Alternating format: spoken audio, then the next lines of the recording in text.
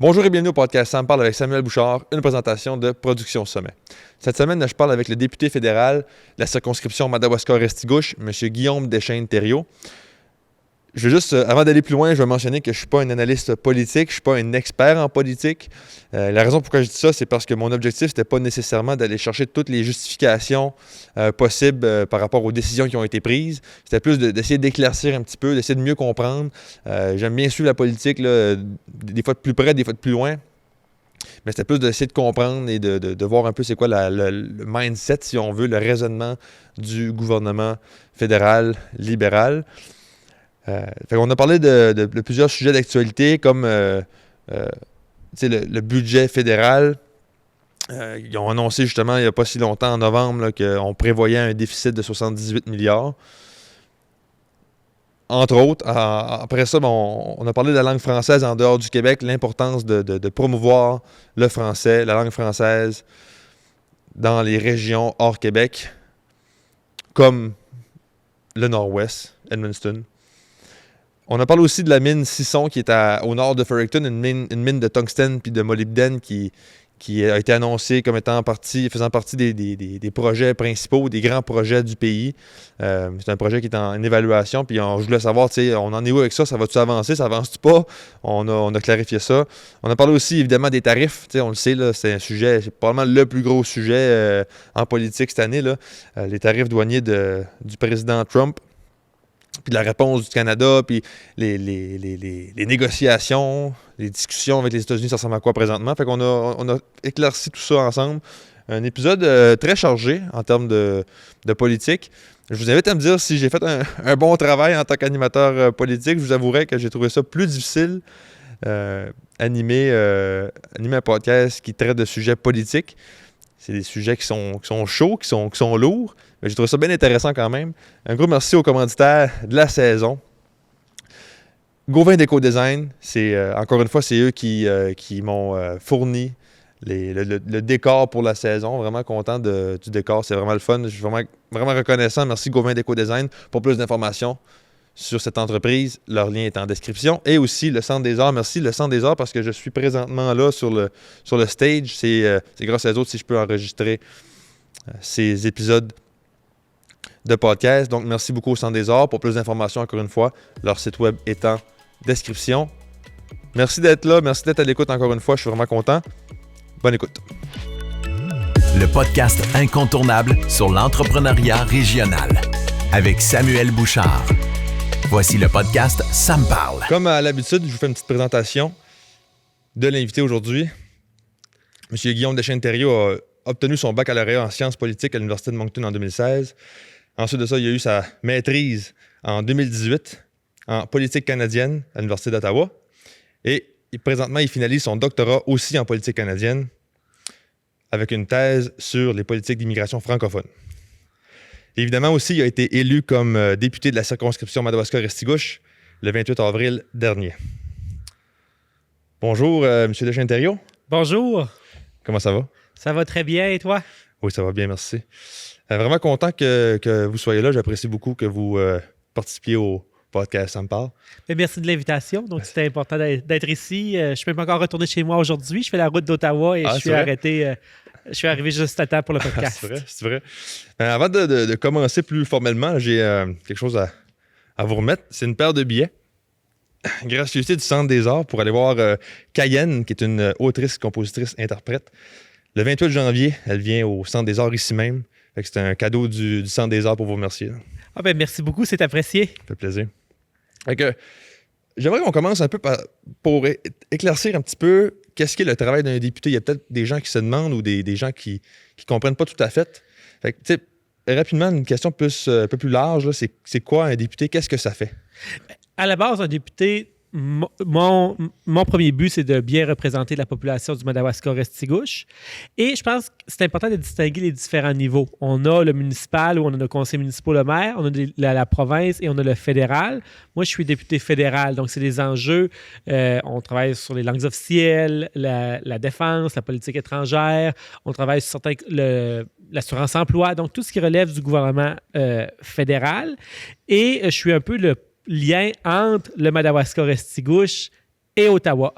Donc, il y a tout le travail qui se fait, je dirais, le volet en circonscription où j'ai des bureaux. Donc, j'ai un bureau à Edmundston, un bureau à Camerton et j'ai aussi une journée semaine de bureau à Grand-Sault. J'ai une équipe sur le terrain aussi qui est là pour recevoir les citoyens de la circonscription lorsqu'il y a différents enjeux, que ce soit lié avec la pension, avec Revenu Canada, avec les problèmes d'immigration, avec l'assurance-emploi, peu importe, tout ce qui peut être lié au gouvernement fédéral. Donc, il y a la portion service aux citoyens, puis ça, j'ai une équipe sur le terrain qui m'aide avec ce volet-là. Il y a le volet aussi de travailler pour les projets locaux, donc le développement de notre région. J'ai quelqu'un aussi dans mon équipe qui, lui, se spécialise donc, pour les relations avec les communautés, les entreprises, les organismes communautaires, les municipalités. Puis comme député, c'est vraiment important que je comprenne bien c'est quoi les différents projets par exemple, que ce soit à Edmundston, à Saint-Honor, à Camerton, à Kedgewick, peu importe la municipalité, qu'est-ce qui sont les projets en cours? Est-ce qu'il y a certains programmes de financement fédéraux qui peuvent appuyer ou est-ce qu'il y a des demandes en cours dans le système? Donc, moi, comme député, je peux aider à faire les suivis sur ces demandes-là. Donc, il y a tout le travail de terrain en circonscription, mais il y a aussi tout le travail qui se fait à Ottawa. Donc, comme député, ben, j'ai un siège à la Chambre des communes. Évidemment, donc, quand il y a des projets de loi, il faut que je sois à mon siège pour voter. Participer aussi au débat en Chambre. Il y a tout le travail en comité parlementaire, on pourrait y revenir. Donc, il y a tout le travail législatif qui se fait à Ottawa. Et généralement, si on regarde sur une année complète, le Parlement à Ottawa siège 26 semaines.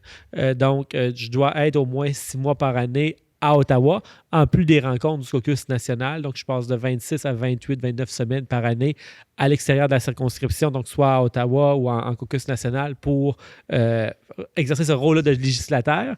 Et l'été, donc durant, je dirais, de juin à septembre, plus dans les semaines de circonscription en automne et en hiver, là, je reviens sur le terrain.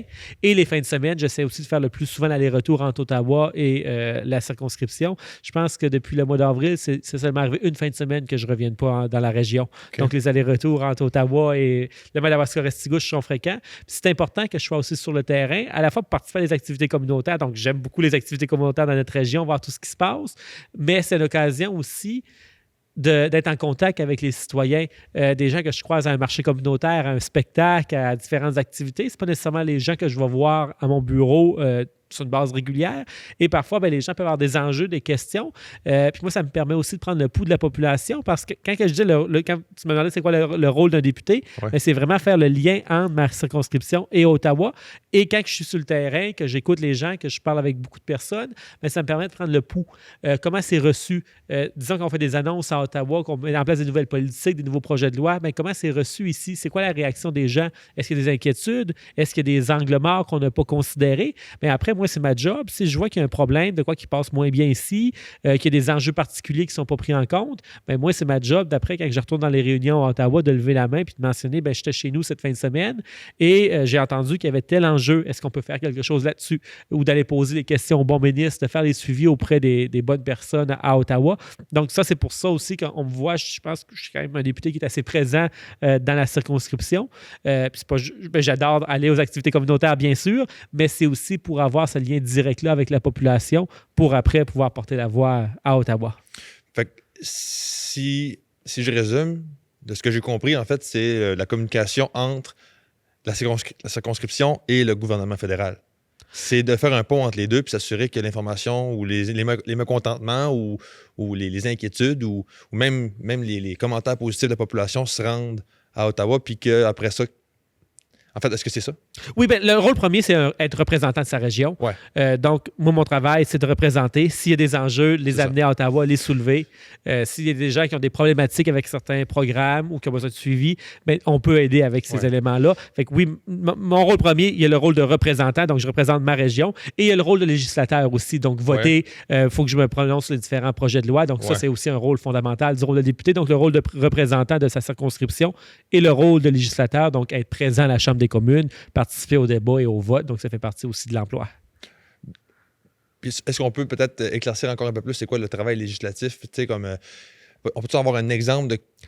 Ouais, Peut-être à quoi ça ressemble. Ouais. Donc, une semaine à Ottawa, à quoi ça peut ressembler, mettons, pour donner une idée.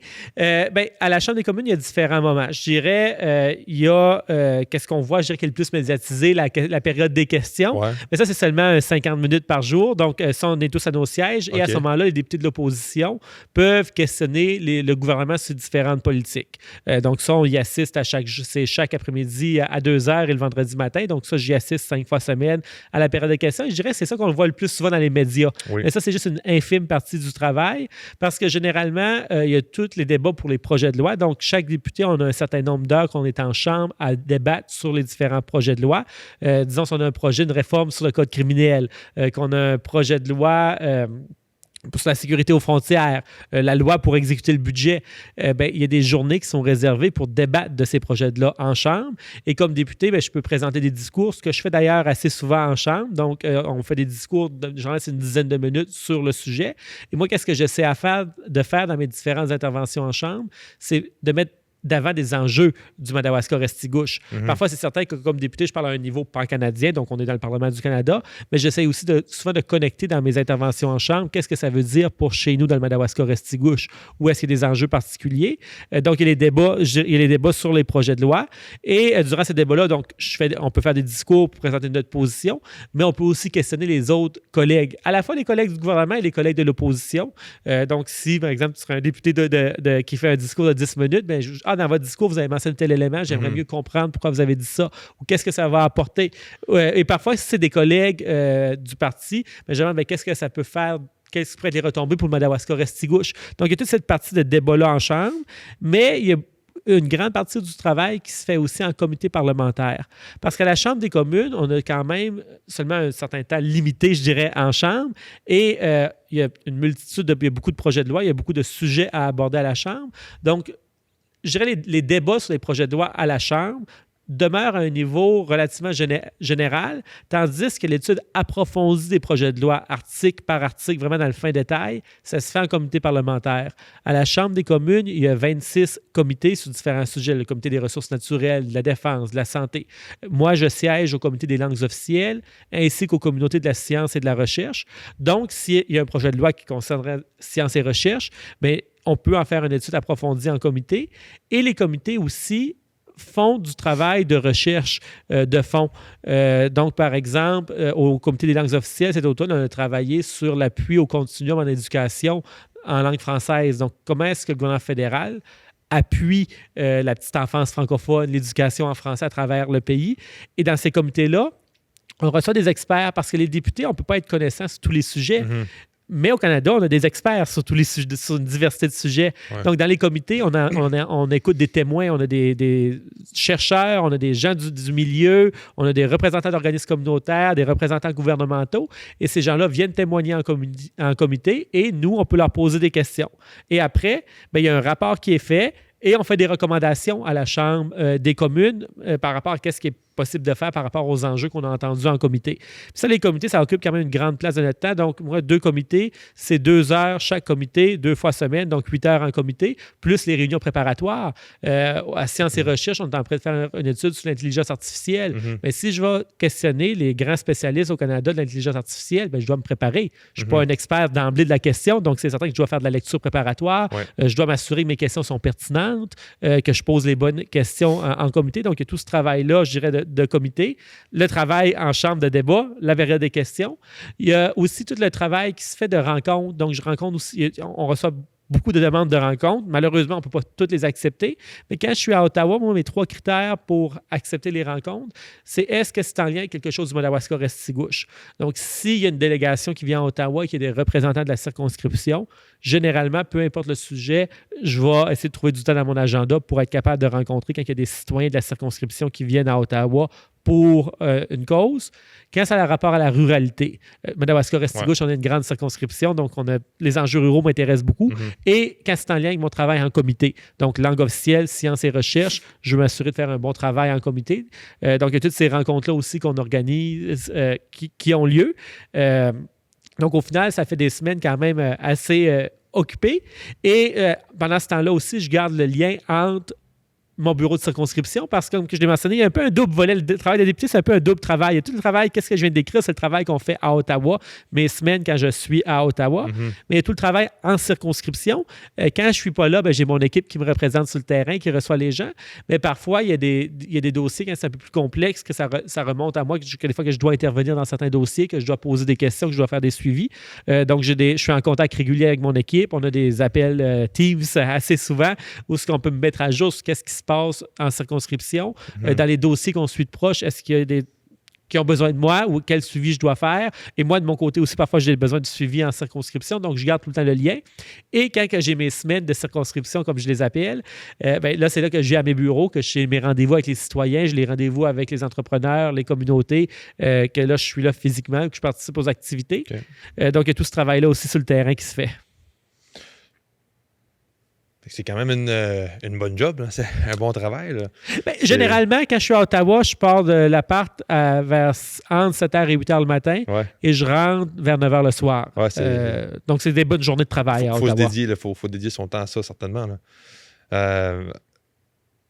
Il y a une question qui m'a sorti en tête un petit peu, parce que là, si je comprends bien, il y a les débats et tout ça, mais à travers de ça, j'imagine il y a des... tu sais, quand il y a des votes, j'ai pas le vocabulaire, mais quand il y a des votes pour passer une loi ou faire avancer quelque chose, là, comment on appelle ça, ce processus-là? C'est les votes. On vote sur les projets de loi. Donc, il y a des votes sur différents par des motions. Il y a des votes sur les projets du gouvernement. Il y a des votes sur les projets, parce que l'opposition aussi peut présenter certains projets de loi. Donc, par exemple, cette semaine, on a voté sur un projet de loi d'une collègue libérale qui, elle, c'est un projet de loi privé, donc ce n'est pas un projet de loi du gouvernement, c'est un projet de loi qui vient des députés. Peut-être je vais juste faire une parenthèse pour expliquer la différence. C'est qu'il y a les projets de loi qui viennent du gouvernement. Donc, la réforme du code criminel, la loi sur le budget, donc les projets de loi qui sont déposés par des ministres, on appelle ça les projets de loi qui émanent du gouvernement, et c'est les pièces législatives vraiment qui reflètent les engagements qu'on a pris en campagne électorale. Donc, qu'est-ce qui sont les priorités fortes du gouvernement? Et la majorité du temps en Chambre est consacrée au débat sur les projets de loi du gouvernement, bien entendu. Et il y a des votes. Donc, à ce moment-là, on a différents votes sur les projets. Et chaque projet de loi, on doit voter dessus 3 fois. Il y a en première lecture, donc le dépôt en Chambre. Ça, c'est plutôt automatique. Après ça, il y a une première période de débat et on doit voter. Est-ce qu'on envoie le projet en étude en comité? Ce que je mentionnais tout à l'heure, l'étude approfondie. Avant de l'envoyer en comité, on vote oui ou non. Si on vote non, ça s'arrête là. Si on vote oui, le projet s'en va en comité. Et une fois que le comité nous renvoie le projet de loi, il peut y avoir eu des changements et on doit voter une dernière fois sur le projet de loi. Donc, il y a les projets de loi du gouvernement et les autres projets de loi, c'est les projets d'initiative privée qu'on appelle. Généralement, il y a 1 heure par jour qui est consacrée à ces projets de loi-là. Et en fait, c'est un tirage au sort parce que chaque député aimerait pouvoir présenter son projet de loi à 1 heure par jour. On est 300 quelque chose députés, il n'y a pas du temps pour tout le monde. Donc, c'est un tirage au sort qui se fait pour la liste des priorités. Moi, je ne sais pas demain matin que j'en ai présenté un. Je pense que je suis 82e sur la liste de priorités. Donc, c'est pas mon tour bientôt. Mais cette semaine, au niveau des votes, la collègue libérale avait déposé un projet sur la prévision des inondations, donc comment mieux se préparer, de se doter d'un cadre national là-dessus. Et il y avait un projet de loi aussi d'un collègue conservateur qui était par rapport à renforcer les peines pour les gens qui commettent des crimes violents dans un contexte de partenaire intime, donc la violence conjugale. Et dans ce cas-là, en fait, on a voté en faveur des 2 projets de loi. Donc, même s'il y a des projets de loi parfois qui viennent de l'opposition, ça peut être des bons projets aussi. Et cette semaine, dans les 2 votes que j'ai eu à faire à Ottawa, j'ai voté oui dans les 2 cas, à la fois pour un projet qui venait d'une collègue libérale, mais un autre projet qui venait d'un collègue de l'opposition. Parfois, il y a des projets qui arrivent qu'on vote non parce que pour différentes raisons, que ça ne correspond pas à nos valeurs ou bien que ça s'aligne mal avec les priorités ou qu'il y a des enjeux à considérer. Mais ça, c'est fréquent. Ça fait partie... Ça, les votes, il faut absolument être là parce qu'un député, notre première fonction, c'est de voter sur les projets de loi. Les gens nous envoient à Ottawa pour les représenter et ça passe par le vote. Donc, ça, les votes, il faut être très assidu. Oui. Parce que, en fait, moi, l'impression que j'avais en regardant un peu tout ça de l'extérieur, c'est que j'avais l'impression que des fois, il y a un projet de loi qui va passer ou qui va être voté, puis la totalité des députés libéraux vont voter dans le même sens, puis l'entièreté des députés des oppositions vont voter dans le même sens aussi, tu sais, dans leur propre parti, mettons. Fait c'est comme s'il y a vraiment toujours un consensus dans le parti. Puis je me disais, c'est quoi les chances que 100% des députés du parti soient tous d'accord? Qu'est-ce qui fait ça? Qu'est-ce qui cause ça? Est-ce que je me trompe? Puis sinon, qu'est-ce en qui... soi, en partie, oui. Sur les projets de loi gouvernementaux, ces projets de loi-là sont généralement inspirés de notre plateforme électorale. Donc, moi, je me suis présenté candidat avec la plateforme du parti et en soi, donc, notre réforme du code criminel. On s'était engagé à la faire durant la campagne électorale. Puis je pense que oui, on avait des adaptations, des modifications à faire au code criminel pour que ça reflète davantage la sévérité, donc que les conséquences qu'on commet des crimes graves, violents, répondent mieux. La peine qui est imposée correspond aux crimes commis. Donc, il y avait du travail à faire. Quand je pense au projet de loi au niveau du budget, il y a plusieurs des éléments qui se retrouvent au budget, que c'est nos engagements qu'on avait pris en campagne. Donc, en soi, sur ces pièces, ces projets de loi-là, je dirais qu'ils émanent du gouvernement. En soi, le caucus gouvernemental, généralement, on appuie ces projets-là parce que c'est les projets, je dirais, nos pièces maîtresses de notre gouvernement. Okay. Après, pour les projets de loi privés, là, cette semaine, ça a donné, en fait, je dirais, dans les deux cas, presque tous les députés à la Chambre des communes ont voté en faveur. Il y a le Bloc québécois qui a voté contre la prévision des inondations. Je n'ai pas trop compris pourquoi, d'ailleurs, mais bon. Mais sinon, au niveau des projets de loi privés, par contre, là, il y a plus de flexibilité. Ce n'est pas des projets de loi qui engagent le gouvernement. Ce n'est pas des projets de loi nécessairement qui reflètent des engagements électoraux sur lesquels on s'est présenté durant les élections. Et d'ailleurs, une différence qu'on voit, quand la mécanique du vote, quand c'est les projets de loi qui émanent du gouvernement, les premiers à voter, c'est les ministres. Donc là, on voit qu'est-ce qui est la position du gouvernement. Mais quand c'est les projets de loi privés, c'est les députés d'arrière-ban qui votent en premier. Donc, pour les projets de loi d'initiative privée, il y a des votes ouverts où on peut voir des cas que tous les députés du même parti ne vont pas nécessairement voter de la même façon. OK. Puis quand on voit ça, que tous les députés du même parti ont voté dans la même direction, de la même façon, est-ce que c'était voulu? Est-ce que c'est comme... Il y a une discussion avant même de voter pour dire « OK, tout le monde vote la même chose » ou ça donne toujours comme ça? Eh bien, les projets de loi, on a des... qu'est-ce que j'ai oublié de mentionner quand je parlais de l'horaire d'un député? On a aussi des caucus. Ça occupe une bonne partie du temps. On a notamment le caucus national. Donc, c'est une rencontre à chaque semaine. Tous les députés du même parti, on se rencontre, c'est 2 heures. Et ça, c'est des réunions où on peut avoir les discussions de fond. Comme équipe, disons qu'il y a un projet de loi qui s'en vient, le ministre va nous présenter les grandes lignes de qu'est-ce qui s'en vient. Et on peut avoir, si on a des incertitudes, si on a des questionnements, on a un espace où on peut soulever nos questionnements, demander parfois, dire, est-ce qu'on pourrait pas faire quelques améliorations ici? Ça, je ne suis pas certain de bien comprendre. Donc, on a des espaces de brefage technique. Et au caucus, on a où est-ce qu'on peut avoir vraiment des discussions franches ensemble, entre collègues. Et après, lorsqu'on vient à voter sur les projets de loi du gouvernement, c'est des projets que ça fait des mois sur lesquels on travaille parce que quand on dépose un projet, il y a toute la période de débat à la Chambre des communes. C'est des sujets sur lesquels on débat pendant des mois et des mois, beaucoup de travail. Donc, quand on arrive à le voter, bien, généralement, on connaît notre sujet. Je veux dire, si ça fait... J'ai posé des 7-8 questions en chambre sur le sujet, j'ai parlé, je me suis prononcé, j'ai assisté à des débats, des heures et des heures de débat, mais en soi, je connais le projet de loi, je connais la position de mon équipe, on en a déjà discuté à l'interne, et quand ça vient le temps de voter, on est prêt à voter. Donc, en soi, c'est pas surprenant que les projets de loi qui émanent du gouvernement, que l'ensemble des députés du gouvernement votent en faveur, parce qu'on s'est quand même présenté sous la bannière de ce parti-là et ça reflète généralement les engagements qui sont pris. Je comprends. Je comprends. J'aimerais parler un peu du budget parce que là, je ne me souviens pas de la date exacte, mais au début novembre, il y a le budget fédéral qui a été annoncé, présenté. Et on prévoit un déficit de 78 milliards en 2025, alors qu'en 2024, le déficit était de 48 milliards. Donc, une augmentation du déficit de 30 milliards. Comment on explique ça? Qu'est-ce qui justifie cette augmentation-là du déficit? Oui, bien, en fait, cette année, c'est un contexte particulier. On a le contexte avec les tarifs américains. Le conflit tarifaire a eu un impact sur l'économie canadienne. Ça a créé un climat d'incertitude. Dans notre circonscription, on sait, la question du conflit du bois-d'œuvre a un impact aussi sur le Madawaska-Restigouche. On pense à l'industrie de l'acier, de l'aluminium, de l'automobile. Ça a eu un effet sur l'économie canadienne. Et on avait 2 choix à ce moment-ci. Si on pouvait se dire, d'un côté, on essaie de réduire les dépenses au maximum pour équilibrer, ou on se donne une certaine marge de manœuvre et on investit.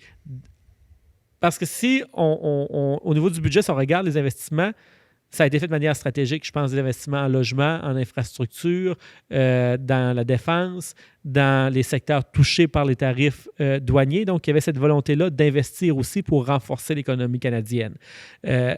Et à l'échelle du G7, donc quand on se compare à d'autres économies, les États-Unis, Royaume-Uni, France, Italie, Japon, Allemagne, le pourcentage, là, je ne veux pas être trop technique, mais quand on regarde le pourcentage de notre dette par rapport à la taille de notre économie, c'est au Canada que ce pourcentage-là est le moins élevé, considérablement moins. Et d'ailleurs, des experts internationaux, le Fonds monétaire international l'a mentionné, les deux pays dans le G7 qui sont en meilleure position pour être capables, oui, d'avoir un déficit, mais d'être capable de l'absorber pour être capable de renforcer leur économie, c'est le Canada puis l'Allemagne. Et d'ailleurs, au niveau de la cote de crédit, ça c'est aussi un petit peu jargonneux, mais cote de crédit, c'est que ça a un impact parce que ça veut dire que c'est le taux d'intérêt que ton pays paye. Donc, ça a un impact réel sur les finances publiques. Et le Canada et l'Allemagne, on est les deux seuls pays qui ont une cote AAA. C'est la meilleure cote qu'on peut avoir au monde. Donc, en soi, le Canada, on était dans une position où on avait une certaine marge de manœuvre. Et si on regarde l'état des finances publiques, en chiffre absolu, c'est élevé. Mais si on compare la taille du déficit par rapport à la taille de notre PIB de l'économie, on était, par exemple, en 1993, on était dans une position encore beaucoup plus difficile au Canada qu'on l'est en 2025. Donc, juste pour mettre un peu le contexte, là, au niveau des choix qui ont été faits, on avait deux choix devant nous. C'est de se dire, est-ce qu'on veut aller couper dans les services à la population, couper dans les transferts aux provinces? On a décidé que non, on ne ferait pas ça. Transferts aux provinces, je veux dire les transferts en santé. Donc, on a vu dans le passé, c'est déjà arrivé des gouvernements précédents qui coupaient, par exemple, dans les transferts en santé pour équilibrer le budget à Ottawa. Mais on s'est dit non, ça, on ne fera pas ça parce que c'est une priorité, ça coûte cher aux provinces, donc on ne touchera pas, on ne renverra pas la facture aux provinces. Donc, les transferts aux provinces, on les a protégés. Et on s'est aussi dit qu'on ne toucherait pas aux programmes sociaux. L'allocation canadienne pour enfants, le régime canadien de soins dentaires, le programme pour les places en garderie abordables, la prestation canadienne pour personnes en situation de handicap, les prestations pour les personnes âgées. Donc, ces éléments-là, on a décidé de ne pas les toucher, qu'on les protégeait aussi. Ça a un coût. C'est des programmes qui sont essentiels pour aider les gens à subvenir à leurs besoins. Je pense aux familles, notamment. Mais au final, ça a un coût, ces programmes-là. Puis on a décidé aussi de ne pas les toucher, ces programmes-là. Donc, les transferts, programmes sociaux, on ne leur touchait pas. Et on a aussi décidé d'investir massivement en termes de logement. Puis quand je dis qu'on l'a fait de manière stratégique, c'est qu'on s'est dit, bien, on a des enjeux à travers différents secteurs comme le bois d'œuvre, l'aluminium, l'acier. Donc, à travers nos investissements, on va essayer de prioriser des produits canadiens. On a mis en place à travers le budget 2025 la politique acheter canadien. Donc, quand que c'est possible, quand c'est disponible au Canada, on va prioriser les projets qui utilisent des produits de chez nous. Et comme gouvernement fédéral, on a un immense potentiel d'achat. Je veux dire, le gouvernement fédéral est un grand acheteur de produits et services au pays. On va aussi mettre en place des procédures pour favoriser l'achat canadien. Donc ça, c'est une façon dont on investit en logement. Ça répond à un besoin réel. Je veux dire, il manque de logements partout au pays. Et avec ces investissements-là, ça fait aussi stimuler l'économie. Parce que quand on fait des investissements aussi en infrastructure, on a 51 milliards au fonds pour les collectivités fortes. Tous ces fonds en infrastructure-là, ben c'est de l'argent qui arrive dans nos communautés locales. Disons qu'on a un projet pour un centre communautaire dans le Madawaska-Restigouche, qu'à travers des programmes de financement partagé, qu'on a de l'asphaltage qui se fait, qu'on a des rénovations de rues, de bâtiments, bien souvent, c'est des compagnies locales qui ont une partie du contrat. Donc, nous, on ne voulait pas arriver puis dire on coupe pour couper et que ça vienne encore avoir un impact encore plus négatif sur l'économie. Donc, avec les investissements, notamment en infrastructure, en logement, on voit que ça répond à des besoins réels, des besoins à long terme et qu'en même temps, ça aide à stimuler l'économie canadienne. Et au niveau de la défense, bien, le contexte international a changé. On ne vit plus dans le même monde qu'on vivait il y a 10 ans. On a vu aussi les États-Unis demeurent un allié, mais avec notre relation, on a vu que c'est peut-être pas l'allié, le même type de relation qu'on va avoir à l'avenir avec les États-Unis qu'on a eu dans le passé. Donc, en soi, le lien de dépendance qu'on avait avec eux, faut se développer de nos propres capacités aussi en matière de défense. On a l'objectif de 2% de l'OTAN. L'Europe va dans la même direction. Donc, il y avait cet objectif-là aussi qui était à atteindre. Et c'est ce qui fait en sorte qu'on a le budget qu'on a présenté. Mais je pense pour répondre aux enjeux de l'heure, c'était l'approche appropriée à prendre. Parce qu'on parle beaucoup de... Je pense que le terme qui a été utilisé, c'est investissement générationnel. Puis quand on parle d'investissement, d'habitude en entrepreneuriat ou même d'un point de vue personnel, on s'attend à ce qu'il y ait un retour sur investissement, justement. Fait que donc, d'où est-ce que vous pensez que le retour va venir? Parce que si on investit autant d'argent dans toutes ces directions-là, comment est-ce qu'on... Ça veut dire qu'on va vouloir... On prévoit que ça va ça va être remboursé éventuellement par des retours sur investissement. Oui, puis c'est pour ça, si on regarde Comment? le budget fédéral, puis oui, je suis content que tu me poses la question, on a divisé le budget fédéral en 2 types de dépenses. À la fin de la journée, on a encore les dépenses, les revenus, mais dans nos dépenses, on a essayé de distinguer entre les dépenses courantes. Donc, tout ce qui est les programmes sociaux, les transferts, les programmes, c'est des dépenses importantes, mais qu'on n'a pas nécessairement... une fois que l'argent est dépensé, elle est dépensée. Investissement, je vais donner un exemple concret. On a mis en place un incitatif fiscal, on a appelé ça l'incitatif à la déduction fiscale à la super productivité. Des fois, les termes gouvernementaux, désolé, j'ai oublié l'acronyme. Mais grosso modo, qu'est-ce que c'est? C'est qu'on veut encourager les entreprises à investir dès maintenant au Canada. Parce qu'on sait quand les entreprises privées investissent au Canada, ça fait rouler l'économie, ça fait des emplois, les gens paient des impôts par la suite, ça crée de la richesse. Donc, on veut stimuler l'investissement au Canada. Et à travers ça, on va permettre les amortissements plus rapidement. Donc, si tu as une compagnie et que tu décides d'acheter la nouvelle machinerie cette année, que tu décides d'investir pour devenir plus productif, ben, tu vas avoir un meilleur retour à l'impôt l'année prochaine. Après ça, en termes d'infrastructure, si on n'investit pas dans nos infrastructures à l'heure actuelle, ben, c'est qu'on reporte tout ça plus tard. Mais en faisant ça, on fait rouler l'économie, on donne des contrats aux entreprises. Et en logement, c'est pas juste des chèques en blanc qu'on envoie. On veut stimuler les investissements publics-privés. Donc, quand on regarde Maison Canada, c'est pas de l'argent qu'on envoie juste pour dire c'est qu'il y a des compagnies privées, il y a des promoteurs privés qui vont investir en logement au Canada. Parce que l'idée, quand on parle d'investissement, c'est que si on a investi 13 milliards, le fédéral, en logement, ben on s'attend qu'il y ait encore plus d'investissements qui viennent du secteur privé en matière de logement. Donc, c'est pour catalyser des investissements qu'on fait. On va payer une partie, on va aider. Puis parfois, ça va être sous la forme de prêts à 0% d'intérêt. Ça peut prendre différentes formes, mais on s'attend aussi que le secteur privé investisse. Si on regarde le budget, il y a plusieurs incitatifs. Donc, celui que j'avais mentionné au niveau de la production, la recherche qui se fait en entreprise aussi. Puis il y en a dans le Madawaska-Restigouche aussi qui se fait ici, de la recherche appliquée, qu'on essaie de trouver des façons pour faire les choses de manière plus efficace, mais il va y avoir des crédits d'impôt pour ça. Oui, ça coûte de l'argent au gouvernement, mais si... Pour ça, on a des entreprises locales qui sont plus productives, qui permettent de créer de l'emploi, qui génèrent plus de richesse. Donc, avec la même entreprise, avec le même volume, je dirais par exemple, de bois ou de produits bruts, on est capable de produire de la valeur ajoutée. Bien, notre économie s'en retrouve gagnante. Donc, à travers le budget, on voit plusieurs mesures fiscales qui visent vraiment à stimuler l'investissement au pays. C'est certain que ça ne marche pas. Le budget d'un pays, ce n'est pas la même chose qu'un budget personnel, mais à l'échelle du Canada, vraiment, pour résumer simplement, c'est qu'à travers l'argent qu'on investit, c'est qu'on veut générer plus d'investissements privés que qu'est-ce qu'on met en argent public. Donc, là, peut-être que je ne comprends pas tout à fait assez, mais si on investit pour jusqu'à avoir un déficit de 78 milliards, c'est qu'on fait le pari que éventuellement, le retour qu'on va avoir en stimulant les investissements va surpasser 78 milliards, c'est ça? Mais en soi, à long terme, je veux dire, il y a une partie, l'ensemble du budget fédéral, je veux dire, c'est encore plus élevé que ce 78 milliards-là. Donc, en soi, il y a les dépenses. Okay, je pense, par exemple, à la protection, à la pension de la protection de la vieillesse. Donc, en soi, que ce soit l'assurance-emploi, que ce soit l'allocation canadienne pour enfants. Donc, ça, c'est des dépenses qui proviennent du gouvernement fédéral. Il y en a qui c'est partagé en partie avec des cotisations, mais il y a des dépenses courantes qu'en soi, qu'on s'attend que l'État fasse. Donc, le gouvernement, ce n'est pas non plus une entreprise privée. Il faut avoir des programmes sociaux qui répondent. Il faut avoir des investissements en agriculture. Il faut appuyer les gens qui en ont besoin. Il faut appuyer nos communautés aussi dans les besoins d'infrastructure.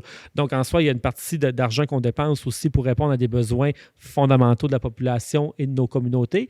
Et il y a une autre partie où, oui, vous avez raison, quand on investit, disons, 13 milliards en logement, bien, on s'attend...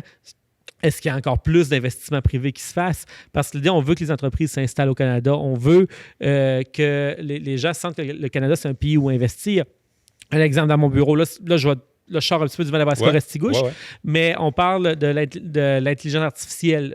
L'intelligence artificielle, c'est une technologie qui va avoir un impact immense dans les prochaines années. Qu'on le veuille ou pas, c'est quelque chose qui va changer le monde.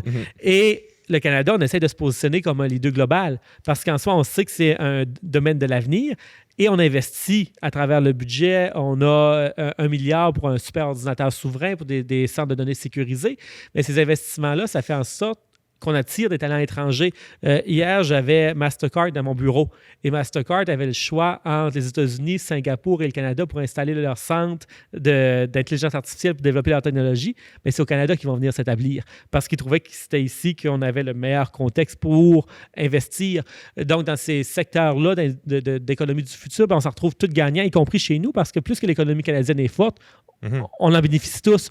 Donc, en soi, il faut créer un contexte où c'est favorable d'investir au Canada. Puis je pense avec des super déductions à la productivité, différentes politiques fiscales qu'on met en place. L'idée, c'est de montrer que le Canada, venez investir chez nous, venez créer des emplois chez nous. Et en soi, comme pays, notre économie en est renforcée. Puis comme je l'ai mentionné, c'est important de relativiser parce qu'il n'y a pas beaucoup de pays dans le monde qui ont des budgets équilibrés à chaque année à travers le monde. Puis quand on se compare, le Canada, dans des pays comparables, donc des économies du G7, les économies les plus avancées, on est, avec l'Allemagne, un des pays qui est dans les meilleures positions fiscales dans le G7. Donc, on avait cette marge de manœuvre-là. Et le point que je voudrais faire, c'est que dans un contexte de turbulence économique avec le conflit tarifaire, il y a deux choix. Est-ce qu'on arrive puis on dit on investit pour renforcer l'économie, pour essayer d'aider les entreprises touchées parce qu'on a différents programmes, ou si le fonds de réponse stratégique pour aider les secteurs les plus touchés par les tarifs parce qu'on veut que ces secteurs-là puissent continuer leurs activités? Mais non seulement, on veut aussi développer des nouveaux secteurs, on veut développer des nouveaux marchés, on veut renforcer l'économie canadienne et c'est cette voie-là qu'on a décidé d'investir pour essayer de stimuler les investissements et aider les secteurs touchés par les tarifs. De l'autre côté, on aurait pu dire, on prend une approche qu'on coupe. Mais on coupe. Est-ce qu'on coupe dans les programmes sociaux? Est-ce qu'on coupe dans les transferts aux provinces? Et en coupant, à long terme, qu'est-ce qui aurait été l'impact sur l'économie canadienne? Si on pense à l'économie canadienne dans 10 ans, si on aurait adopté une approche très austère cette année, qu'est-ce qui aurait été le résultat sur 10 ans? Peut-être à court terme, sur un an, OK, oui, on aurait eu un peu moins un grand déficit, mais qu'est-ce qui a été les impacts à long terme? En infrastructure, on a des besoins importants, les communautés le demandent. Les infrastructures au Canada, il y a plusieurs cas que c'est vieillissant, nos infrastructures de santé, nos routes. Renvoyer la facture dans 10 ans, c'est pas la solution non plus. Et tout de suite aussi, en plus, ça stimule l'économie dans un contexte d'incertitude économique. Les investissements qu'on fait en infrastructure, c'est des contrats pour nos entreprises locales, c'est des jobs pour le monde de chez nous. Fait qu'en soi, je pense que c'est l'approche à faire. Puis d'un autre côté, il ne faut pas oublier qu'on est en prêt au niveau des dépenses opérationnelles du gouvernement. Il y a des réductions qui se font. D'ici 2027, chaque ministère, ou presque, va devoir réduire jusqu'à 15 % de ses dépenses. Donc, en soi, on est en train de revoir parce que la taille de la fonction publique au Canada avait augmenté au courant des 10 dernières années de manière assez substantielle. Donc là, on veut ramener ça par capita, donc le nombre de fonctionnaires fédéraux par rapport au nombre de la population. On veut essayer de se ramener ça dans une courbe qui est qui ressemble davantage à celle de pays de la taille similaire du Canada. On a aussi un exercice qui est en train de se faire à travers tous les ministères, à voir est-ce qu'on a des dédoublements de programmes? Est-ce qu'on a 2, 3 programmes qui font un peu la même chose? Si oui, comment est-ce qu'on peut les combiner? Est-ce que ce programme-là qui existe depuis 30 ans, est-ce qu'il répond toujours à ses objectifs? Peut-être que non. Donc, tout de suite, il y a tout cet exercice de fonds-là qui se fait. Déjà, cette année, on va chercher des économies substantielles. Puis je ne parle pas de quelques millions, je parle de milliards et de milliards d'économies qui se fait au niveau de l'opérationnel. Et d'ici 2027, c'est 15 % qu'on va aller chercher à travers les différents ministères dans l'opérationnel. Donc, ce n'est pas seulement dire qu'on dépense pour dépenser. On dépense de façon responsable. Puis sur l'opération du gouvernement, il y a des réductions importantes des dépenses sur l'opérationnel. Et où est-ce qu'on a vu une augmentation? C'est en infrastructure, en défense, en logement, dans des secteurs comme ceux-là. Et aussi dans les programmes sociaux. Je pense, par exemple, le programme national d'alimentation scolaire, on a décidé de le rendre permanent parce que c'est un programme qui fonctionne bien, qui permet aux enfants d'avoir des repas sains à l'école le matin, les petits déjeuners. Donc, il y a ces programmes-là qu'on a fait des choix aussi que ça a un coût, mais qu'on se disait qu'un pays comme le Canada, c'est important que les enfants aient quelque chose à se mettre dans le ventre avant d'aller à l'école. L'allocation canadienne pour enfants, il faut aider nos familles. Donc, il y a ces programmes sociaux-là aussi qu'on a fait le choix de conserver parce qu'on dit qu'ils sont importants pour la population.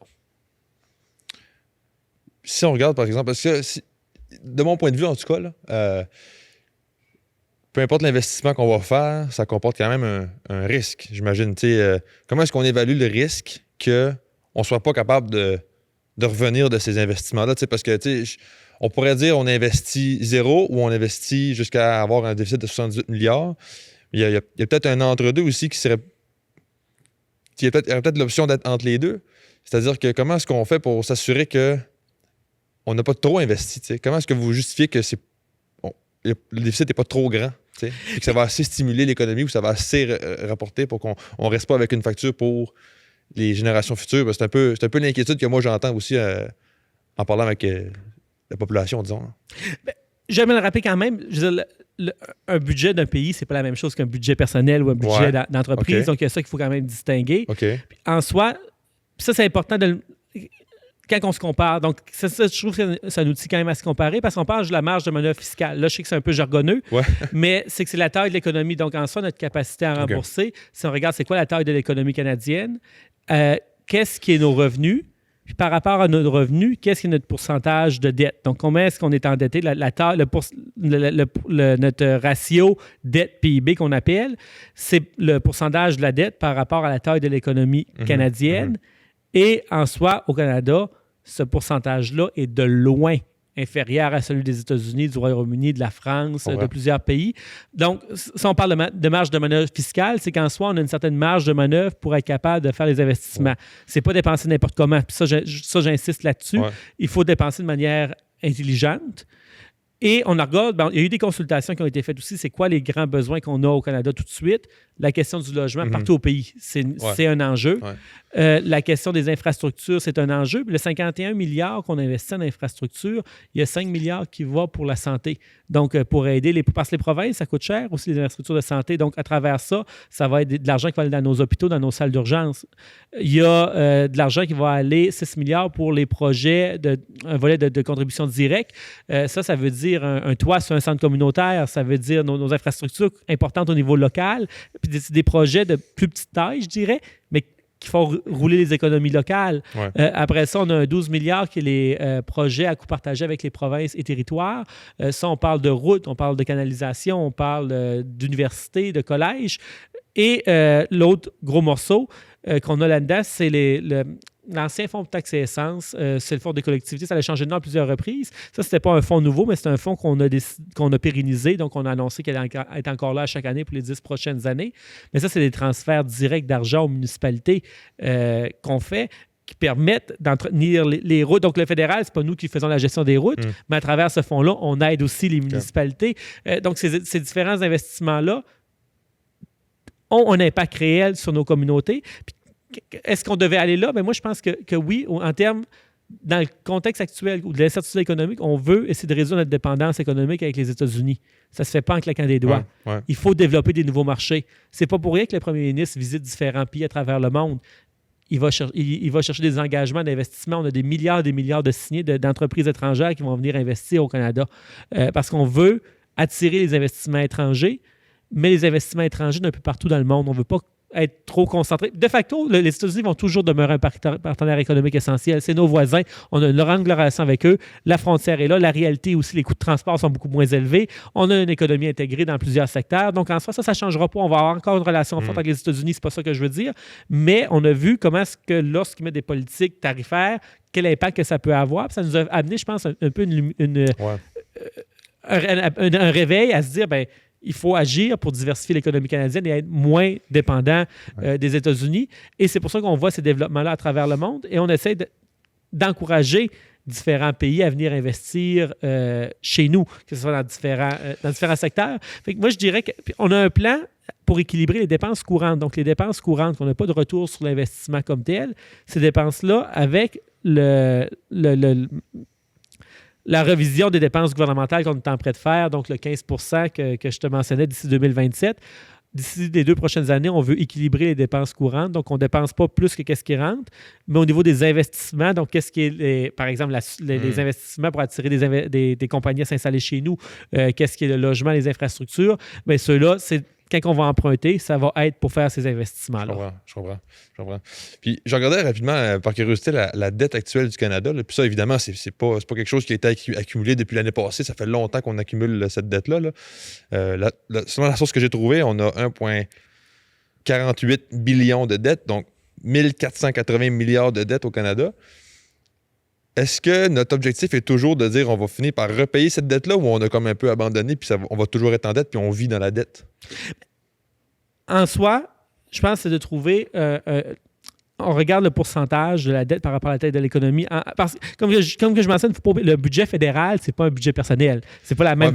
On l'approche pas de la même façon. Justement, c'est un peu ça ma question. Est-ce que pour un pays, c'est comme normal d'être en dette tout le temps, puis de dire, parce que tu sais, on n'est pas les seuls à être en dette, je pense que la majorité des pays sont endettés. Là. Je pense que c'est pas tous les pays, je sais pas. La majorité. La majorité des pays sont endettés. Si on regarde les pays du G7, donc les pays comparables au Canada. Sont tous endettés. Oui. Donc en soi, c'est pas. Est-ce que c'est juste la norme d'être endetté, puis c'est juste une façon de vivre, mettons? Dans un monde idéal, on veut équilibrer les budgets. Donc je pense que c'est important. Mais en soi, je dirais que l'objectif, c'est d'avoir une gestion rigoureuse des finances publiques. Et c'est de dépenser intelligemment l'argent des contribuables. Donc ça, c'est là-dessus que je pense qu'il faut insister. Il ne faut pas dépenser n'importe comment. C'est l'argent des contribuables. À la fin, c'est l'argent de tout le monde qu'on dépense. Il faut le faire de manière intelligente et stratégique. Et le Canada, il faut regarder qu'est-ce qui est notre capacité à payer. Un des indicateurs, c'est vraiment qu'est-ce qui est la taille de la dette par rapport à la taille de l'économie canadienne. Ouais. Puis comme je l'ai mentionné, quand on se compare, il y a des indicateurs objectifs qui le font. Je veux dire, c'est pas moi qui les invente comme tel.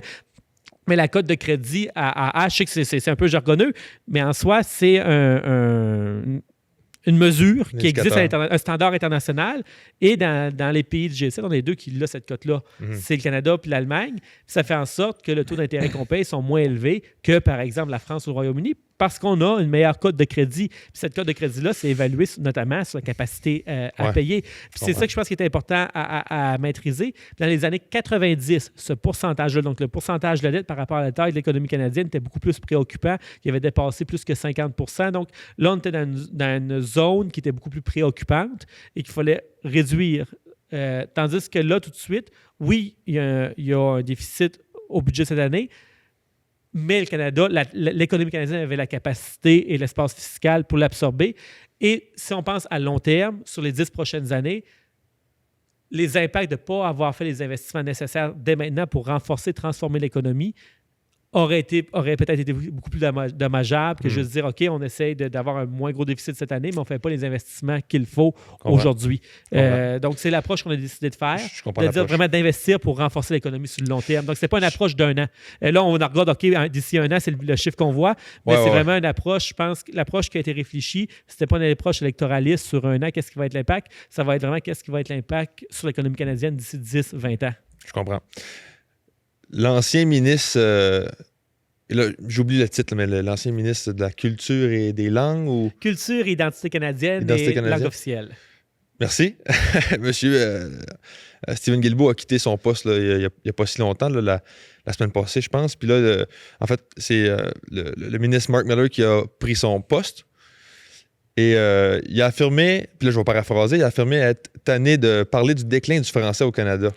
Comment vous avez réagi à ce qui s'est passé? Hein? Mais en soi, M. Miller vient d'arriver. Moi, j'ai bien réagi à l'arrivée de M. Miller à la tête du ministre au niveau des langues officielles parce que M. Miller a déjà été ministre dans le passé. Il était ministre de l'Immigration. Et quand il était ministre de l'Immigration, il était chargé du dossier de l'immigration francophone. Et sous son leadership, on a adopté la première politique en immigration francophone. On a dépassé les cibles. Donc, en immigration francophone, ça avait stagné pendant des décennies. Sous son leadership, on a atteint des cibles records en immigration francophone. C'est-à-dire, vraiment, on a fait rentrer plus de francophones, c'est ça? Oui, donc le pourcentage, ça comprend l'immigration totale au Canada, le pourcentage de francophones parmi les immigrants a augmenté de manière importante. C'est important parce qu'en fait, c'est la croissance de la population dépend beaucoup de l'immigration. Donc, si les francophones n'ont pas un pourcentage élevé, ça fait en sorte que notre poids au sein de la population totale diminue. Ça a des conséquences réelles. Donc, en soi, le ministre Miller a vraiment fait des gains substantiels en matière d'immigration francophone. Donc moi, le voir arriver, puis là, j'en reviens sur le commentaire sur le déclin. Le déclin du français, la position du gouvernement est claire. On reconnaît le déclin du français au Canada. C'est une question statistique. Donc, quand on parle de déclin du français, c'est quand on regarde les recensements de Statistique Canada, bien, on voit que, selon différents indicateurs, il y a une baisse de la population francophone. Et ça, c'est notamment lié au fait que pendant presque 50 ans, on a eu une politique d'immigration qui avait très peu d'immigration francophone, moins de 2 % jusqu'à 2019. Donc ça a eu un impact important sur la diminution du français au pays. Et c'est pour ça qu'il faut avoir des politiques fortes pour appuyer nos langues officielles. Et moi, une de mes raisons aussi que je me suis présenté sous la bannière du parti que je me suis présenté, c'était son bilan en matière de langue officielle. En 2023, le gouvernement a présenté le plan d'action pour les langues officielles, doté de 4,1 milliards sur 5 ans, c'est le plus grand investissement dans l'histoire du pays, même en tenant compte de l'inflation. C'est le plus grand investissement de l'histoire du pays qui n'a jamais été fait en langue officielle. Ça permet de financer d'aider à financer l'éducation. On vient de signer une entente avec le Nouveau-Brunswick, 133 millions pour l'apprentissage du français que le fédéral va fournir à la province du Nouveau-Brunswick. On a des programmes pour la santé en français, des programmes qu'on a ici à Edmundston dans nos institutions postsecondaires par rapport des partenariats avec le CNFS. Il y a de l'argent fédéral qui vient de là en justice, en immigration francophone, dans une diversité de domaines. Le gouvernement fédéral est présent. La loi sur les langues officielles a été modernisée dans le dernier mandat.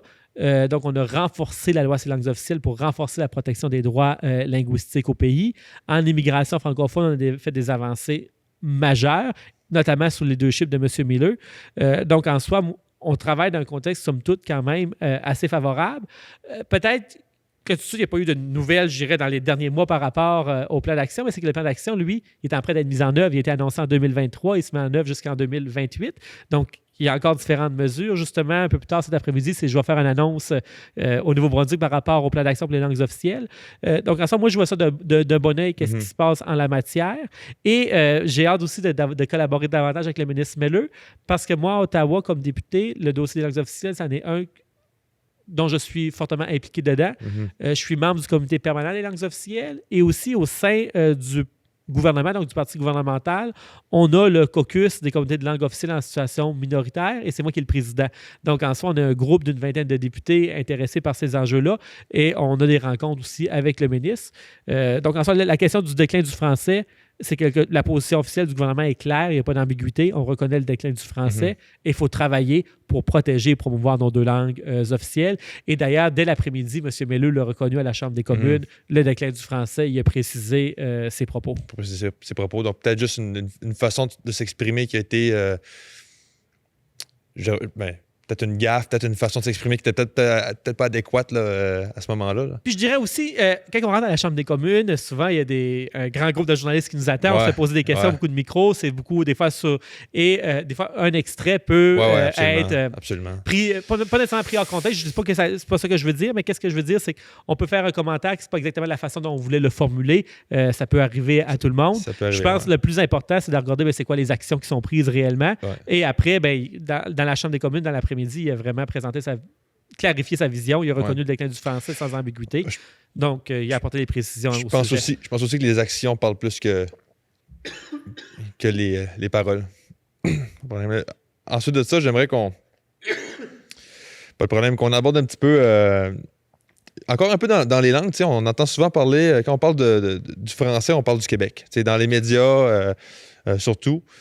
On parle beaucoup du Québec quand on parle de français, puis c'est logique, évidemment, il y a beaucoup plus de population francophone au Québec, là, c'est la langue principale.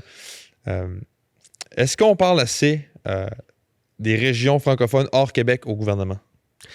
En tout cas, moi, j'en parle beaucoup, puis certains de mes collègues aussi. En fait, peut-être, je vais passer par un petit détour. Ouais. Au niveau de nos rencontres, on a les caucus nationaux, comme j'ai mentionné. Après, on a les caucus régionaux, donc on a le caucus atlantique, le caucus du Nouveau-Brunswick, mais on a aussi des caucus thématiques qui permettent de regrouper des députés qui ont des intérêts en commun. Et moi, je suis membre du caucus rural, donc une fois par semaine, on est une trentaine de députés qui représentent des régions rurales qui se regroupent ensemble, qui permettent de faire le point, c'est quoi les priorités du Canada rural. Parfois, s'il y a des politiques, on a des inquiétudes, on fait venir les ministres à nos réunions, on a des échanges francs avec les différents ministres sur les enjeux ruraux. Et en soi, c'est plus intéressant parce que, disons, moi, je suis tout seul dans mon coin qui parle de ces enjeux-là. Bien, c'est plus intéressant d'être une trentaine de collègues ensemble. Ça nous donne un plus grand poids. Donc, moi, je suis membre de ce groupe de députés ruraux-là. Et il y a aussi, comme je l'ai mentionné, le caucus des comités de langue officielle en situation minoritaire, incluant donc les communautés francophones du Hors-Québec. Et non seulement je suis membre, mais je suis aussi le président de ce caucus-là. Donc, on a des réunions régulières sur les enjeux qui touchent les communautés francophones. On en parle très, très régulièrement. J'ai des discussions avec plusieurs de mes collègues, avec les ministres. Puis je pense que moi, comme député de Madawaska-Restigouche, c'est une priorité. On a une circonscription à 80% francophone en région rurale. Donc, de facto, moi, les enjeux ruralité, francophonie, de par la circonscription que je représente, c'est des enjeux prioritaires pour moi à Ottawa. Et je dirais que oui, c'est considéré parce que je reviens, le plan d'action pour les langues officielles qu'on est en train de mettre en œuvre, il n'y avait jamais eu un investissement autant important dans Ouais. l'histoire du pays. Ça a des impacts concrets dans le Madawaska-Restigouche. Nos projets des communautés francophones accueillantes, on en a une dans le Haut-Saint-Jean, une dans le Restigouche-Ouest. Ça vient de ce financement-là. Les services d'établissement francophones, le financement qu'on envoie à la province pour appuyer l'apprentissage du français dans nos écoles, la formation en santé en français qu'on envoie. Donc, il y a toute une diversité. Les programmes d'infrastructure pour les communautés de langue officielle, il y a plusieurs projets qui ont été annoncés dans le Madawaska-Restigouche à travers ces programmes-là. Les fonds qu'on met pour appuyer les arts et la culture en français. Donc, il y a toute une diversité d'investissements qui sont faits dans le Madawaska-Restigouche qui découlent de notre plan d'action pour les langues officielles. Et puis moi, je pense que c'est enfin un signe d'engagement fort par rapport à notre gouvernement d'avoir fait l'investissement le plus important de l'histoire du pays. Et en immigration francophone, comme je vous l'ai mentionné, on a l'objectif d'atteindre 12 % d'immigration francophone d'ici 2029. En 2020, on est à 2 %. Donc, en soi, en une décennie, ça, c'est un changement substantiel. Puis pourquoi c'est important? Je reviens sur la question du poids démographique. On est les francophones minoritaires à l'extérieur du Québec et notre poids est passé de 6,1 %. Donc, en 1971, les francophones représentaient 6,1 % de la population canadienne hors Québec. En 2021, on était rendu à 3,5 % Et au Canada, le taux de natalité n'est pas tellement élevé. Donc, je veux dire, on n'aura plus la revanche des versos qu'on a connus. On n'aura pas de baby-boom à court moyen terme. Donc, en soi, comment est-ce que la population canadienne augmente? C'est par l'immigration. Mais quand on a des petites proportions d'immigration francophone, ben on manque le bateau. Ça fait que notre poids démographique diminue encore plus rapidement. Donc, avoir une cible de 12 % d'immigration francophone, ça veut dire que dans l'immigration totale, c'est pas plus d'immigration, c'est que dans l'immigration qu'on a, on veut s'assurer qu'il y ait au moins 12 % de cette immigration-là d'ici 2029 qui soit francophone. Bien, ça nous permet de garder un nombre substantiel de francophones à l'extérieur du Québec. Donc, il y a différentes mesures qu'on met en place. Et pour l'anecdote aussi, dans le dernier budget, on a augmenté, on a doublé le financement de la fête de l'Acadie. Et ça, c'est une décision directe du premier ministre Mark Carney. Comment ça s'est décidé? Moi, en juin, j'avais parlé de la fête de l'Acadie à M. Carney autour de... Un matin, on prenait notre café, puis j'ai le premier ministre qui est à côté de moi à la machine à café. Puis c'est venu sur le sujet, je lui ai demandé s'il connaissait le 15 août, puis j'ai parlé de c'était quoi la fête de l'Acadie, puis pourquoi c'était important chez nous en Atlantique. Et un peu plus tard dans l'été, M. Carney a une visite avec mon collègue Serge Cormier. Serge a rappelé les enjeux du financement de la fête d'Acadie qui n'était pas permanent. Et finalement, à une semaine, un peu avant que le budget soit présenté, c'est M. Carney lui-même qui a envoyé de sa main une note au ministère des Finances qu'il fallait rendre permanent puis doubler le financement de la fête d'Acadie. Donc, c'est le premier ministre qui a pris cette décision-là. Et le matin du budget, le 4 novembre, je passe devant lui à la Chambre des communes et il m'a arrêté. Il dit « Guillaume, as-tu vu la bonne nouvelle? On a doublé et rendu permanent. » Je veux dire, le budget fait 500 pages. Il est premier ministre du Canada. Il y a 169 députés, une multitude d'enjeux. Et il tenait à m'informer en personne qu'on doublait le financement. Fait que c'est quand même intéressant. Ça montre quand même un engagement et un intérêt par rapport à l'Acadie, par rapport au-delà du montant.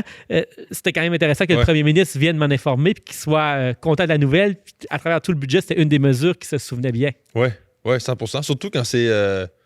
derrière les rideaux, j'ai envie de dire. Là, vu que, quand il n'y a pas de caméra, c'est pas médiatisé quand c'est un geste purement parce que ça lui tentait, j'imagine. Ah, c'est bon. Oui, non, ça, c'était pas médiatisé. Moi, je passais devant lui, puis il m'a arrêté, il m'a dit Guillaume, puis on a eu une conversation là-dessus. Donc, c'est pas. Il n'y avait pas de caméra. De bien paraître, ouvrir, c'est ça, exact. Non, c'est juste qu'il était content. Puis il se souvenait qu'on avait discuté quelques mois avant à la machine à café. Donc, c'était un suivi de conversation derrière les rideaux, comme qu'on pourrait dire. Exact. Ben, j'aimerais enchaîner avec un autre sujet complètement. La mine Sisson.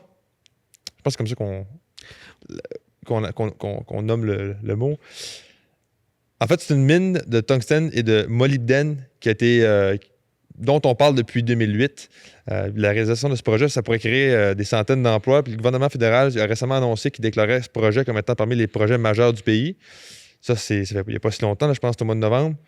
Est-ce qu'on va vraiment voir l'aboutissement de ce projet-là? Oui, peut-être, qu'est-ce que je vais expliquer d'abord, c'est un peu dans quel cas ça s'est fait. OK. En juin, un des premiers projets de loi qu'on a adopté à la Chambre des communes, c'était le projet pour le Bureau des grands projets d'intérêt national. Ce bureau-là est mis en place pour accélérer la réalisation de grands projets.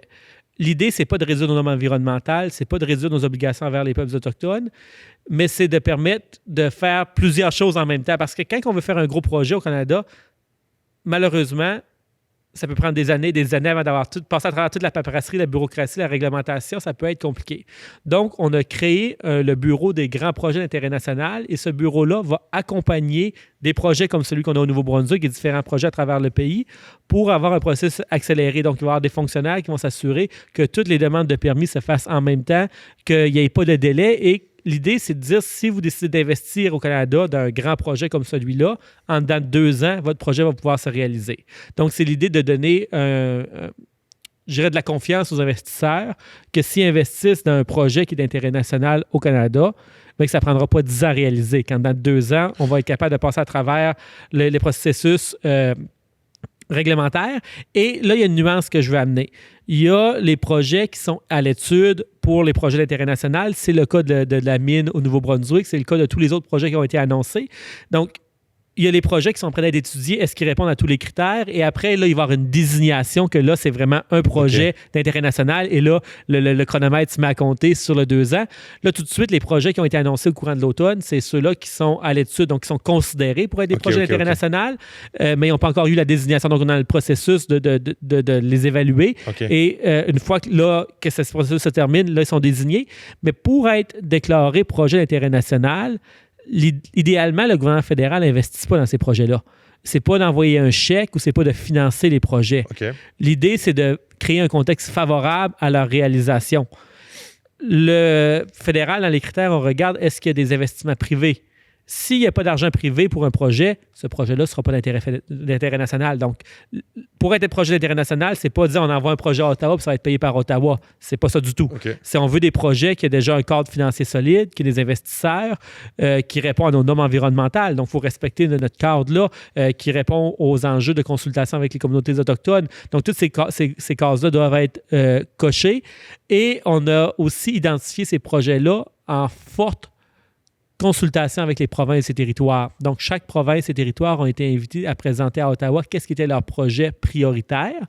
Et une fois que les provinces et territoires ont déposé ces listes-là à Ottawa, le bureau des grands projets les a évalués avec les autres critères. Donc, même si une province, peu importe la province, dira on voudrait ce projet-là, mais qu'il n'y a personne pour le financer, le projet ne sera pas déclaré. Donc, puis ça, je voulais quand même prendre le temps de le clarifier parce que je pense que il y a des personnes qui pensaient que ça équivalait à un financement d'Ottawa, mais ce n'est pas un financement d'Ottawa. C'est vraiment un contexte qui va permettre la réalisation de ces grands projets-là dans un délai plus raisonnable. En dedans de 2 ans, on veut voir que les projets se réalisent. Donc, on veut voir des pelles dans la terre le plus vite possible et on veut éviter qu'avec la bureaucratie et toute la réglementation, que ça vienne ralentir la réalisation de ces projets-là. Peut-être une question un peu niaiseuse, mais c'est une question que ça fait longtemps que je me pose. Pourquoi c'est si long? Puis pas nécessairement juste ce projet-là, mais pourquoi c'est si long commencer un projet de OK, ils annoncent ils vont construire telle affaire dans telle ville, puis on en parle. Qu'est-ce qui fait que ça aboutit pas des projets comme ça? Il y a beaucoup de réglementations, puis je pense qu'il y a un travail à faire pour couper un petit peu dans le red tape. Il y a un travail qui est en train de se faire aussi à Ottawa de notre côté. Déjà, au niveau du Conseil du Trésor, cet été, c'est au-dessus de 500 réglementations qui étaient un peu superflues, qu'on évalue qu'on peut retirer. Puis ce travail-là est en train de se faire. Parce que des fois, c'est qu'il y a eu de l'ajout de réglementation par-dessus de la réglementation. Pourquoi ça s'est ajouté comme ça au fil des années? C'est au fil des années. C'est un effet d'accumulation au fil des années. Mais là, je pense qu'il y a un exercice qui est en train de se faire avec des projets comme ça, où avec... L'idée, c'est qu'on veut simplifier les choses.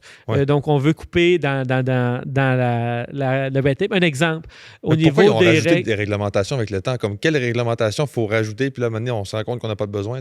Qu'est-ce qui a été... Comme pourquoi rajouter autant de réglementations? Mais je pense que c'était pas une... Au fil du temps, puis là, je ne peux pas commenter pour tous les gouvernements précédents, mais je pense qu'au fil du temps, des fois, c'est qu'il y a des nouveaux enjeux qui s'y arrivent, il y a une nouvelle réglementation qui est faite et que c'est un effet peut-être cumulatif qui fait que c'est devenu volumineux. Mais un exemple au niveau de l'environnement, aujourd'hui, on ne peut pas faire des projets sans se soucier de l'environnement, c'est fondamental. Donc, on doit tenir compte des impacts environnementaux.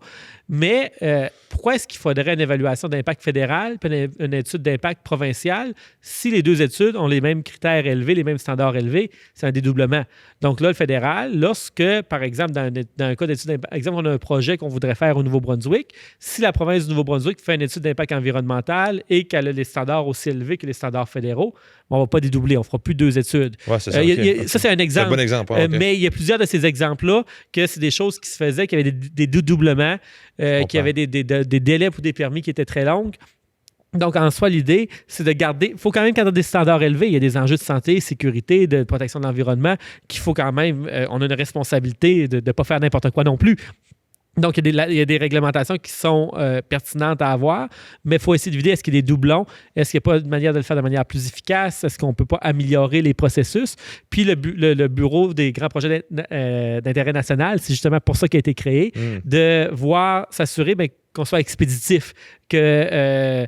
on n'avait pas besoin d'attendre faut faire permis 1, 2, 3, 4. Bien, au lieu de les faire 3 mois, attendre 6 mois, attendre 8 mois et que ça se prolonge, bien, pourquoi on ne les fait pas en même temps, les quatre évaluations? Donc, il y a des façons de faire qu'on peut avoir des gains d'efficacité. Puis, à travers le projet d'intérêt national, vraiment, c'est l'idée d'avoir des gains d'efficacité.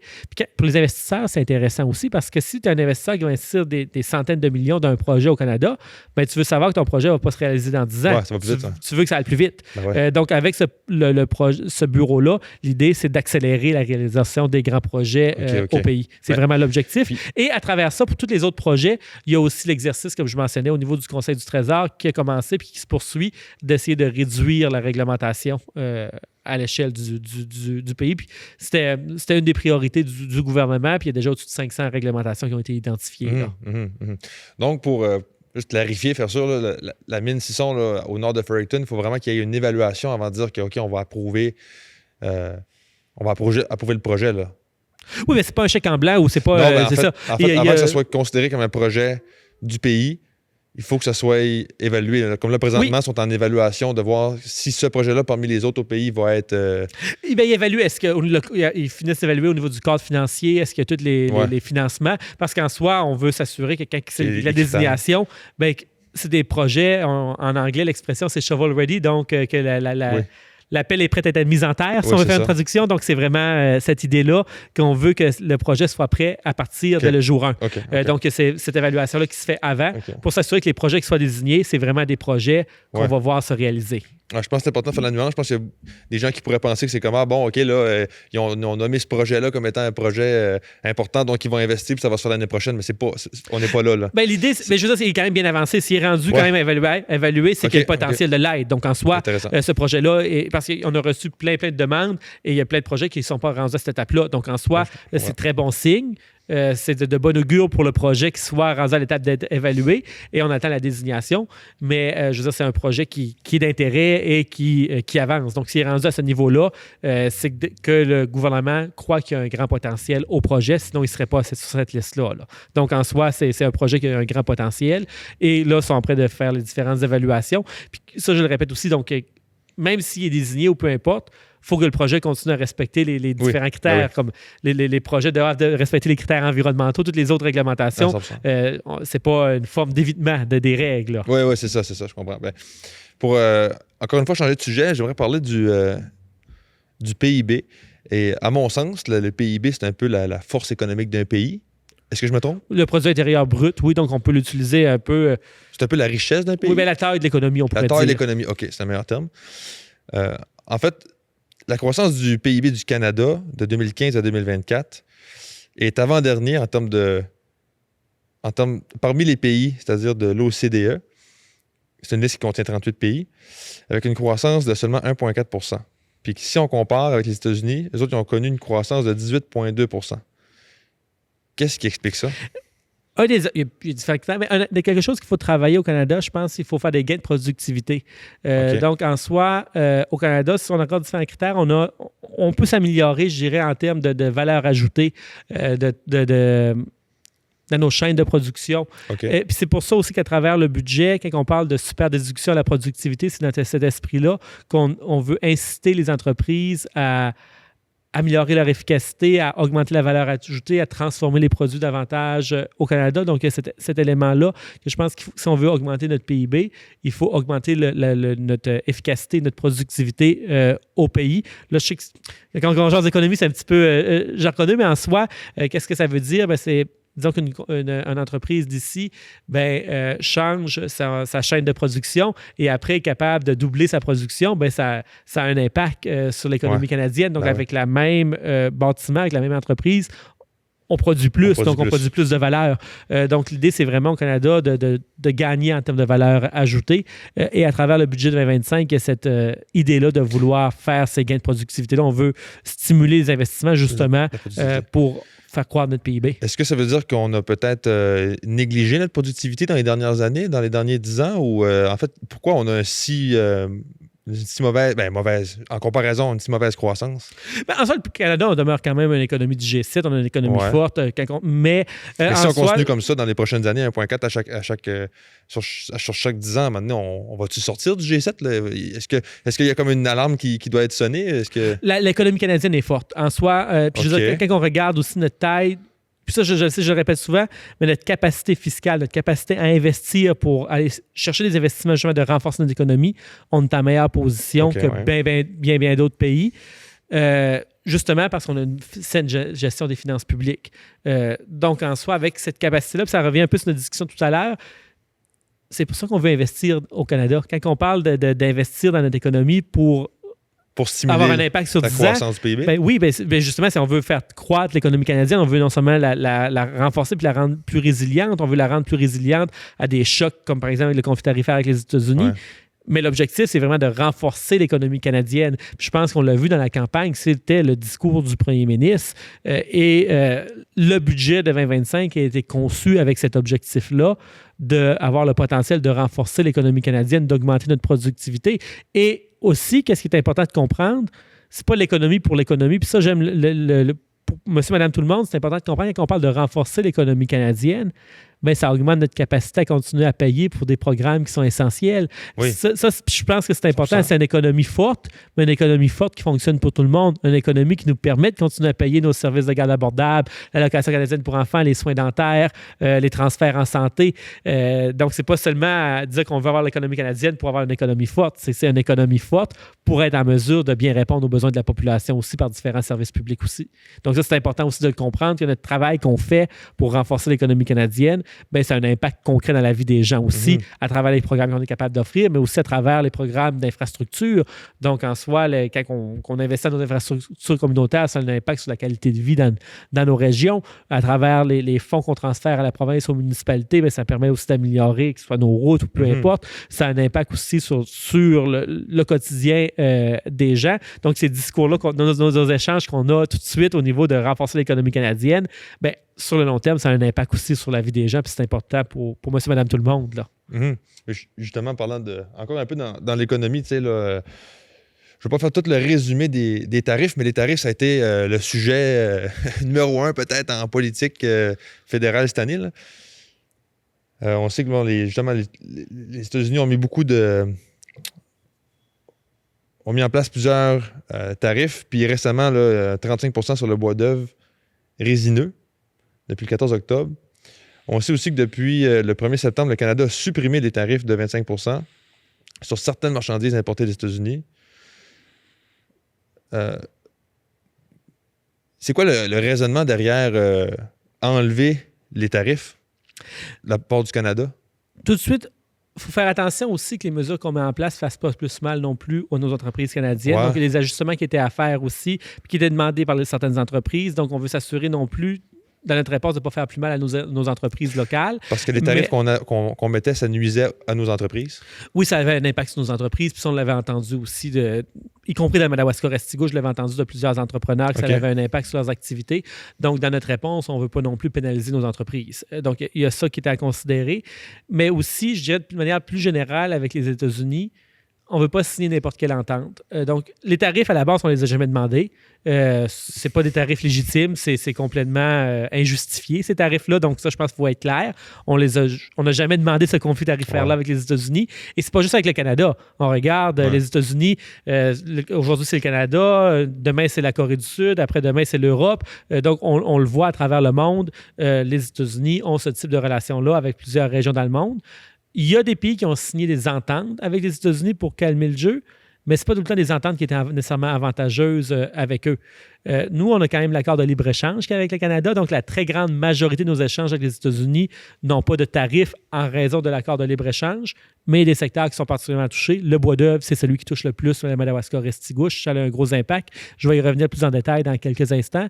On a des secteurs comme l'acier, l'aluminium, l'automobile qui sont particulièrement affectés, mais dans l'ensemble, la majorité des échanges avec les États-Unis sont protégés par notre accord de libre-échange. Donc, le Canada, quand on prend tous les échanges qu'on fait avec les États-Unis, on reste quand même le pays au monde qui a le meilleur accord avec les États-Unis avec notre accord de libre-échange.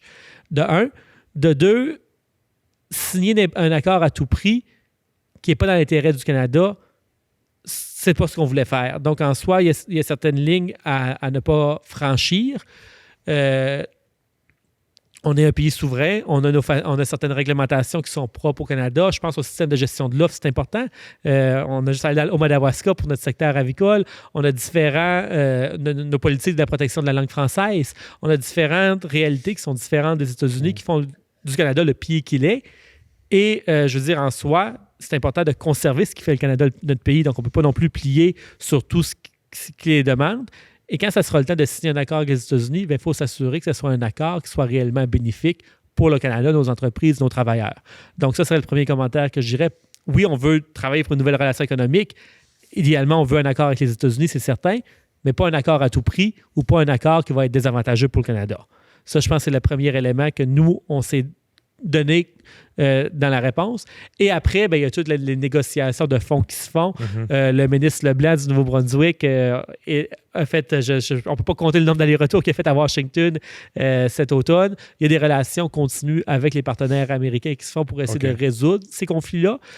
Donc, il y a beaucoup de travail qui se fait, mais c'est certain que les négociations ne se font pas toutes sur la place publique, donc on n'est pas assis comme moi et toi à jaser devant un micro. Il y a beaucoup de travail qui se fait avec les États-Unis. C'est un dossier qui est prioritaire, puis on comprend les impacts que ça a.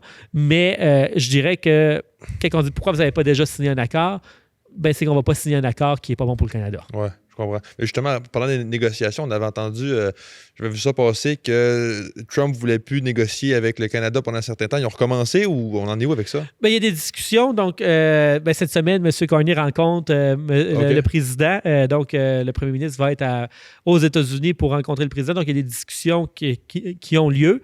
Il y a du travail qui continue. Donc, puis c'est sûr, il y a des hauts et des bas. Puis comme je le rappelle, ce conflit-là, ce n'est pas nous autres qui l'avons demandé. Puis en soi, on a l'administration américaine avec qui ça peut être un peu plus difficile d'avoir de la prévisibilité dans les échanges qu'est-ce qu'on a vu dans le passé. Peu importe, républicain-démocrate, il peut y avoir des conflits, mais dans les différents conflits tarifaires qu'on peut avoir avec les États-Unis, il y avait plus de stabilité, je dirais, que qu'est-ce qu'on a vu depuis la dernière année. Et je le rappelle, ce n'est pas propre au Canada, c'est avec l'ensemble. À travers le monde, on regarde les différents pays où il y a des enjeux tarifaires avec les États-Unis. C'est pas propre au Canada, mais le Canada, on est particulièrement touché parce qu'on est les voisins des États-Unis et on est un des principaux partenaires économiques des États-Unis. Donc, ce conflit-là a un impact majeur sur le Canada par rapport peut-être à d'autres pays du fait qu'on est de notre contexte géographique. Mais c'est pour ça, je dirais que donc, il y a le travail qui se fait pour négocier un nouvel accord, mais pas un accord à tout prix, donc un bon accord. Puis, on ne va pas signer n'importe quoi non plus parce qu'on veut protéger les intérêts canadiens. Puis, le deuxième élément que je dirais aussi, c'est, comme on mentionnait, renforcer et rendre plus résiliente l'économie canadienne, mais ce n'est pas possible dans tous les secteurs.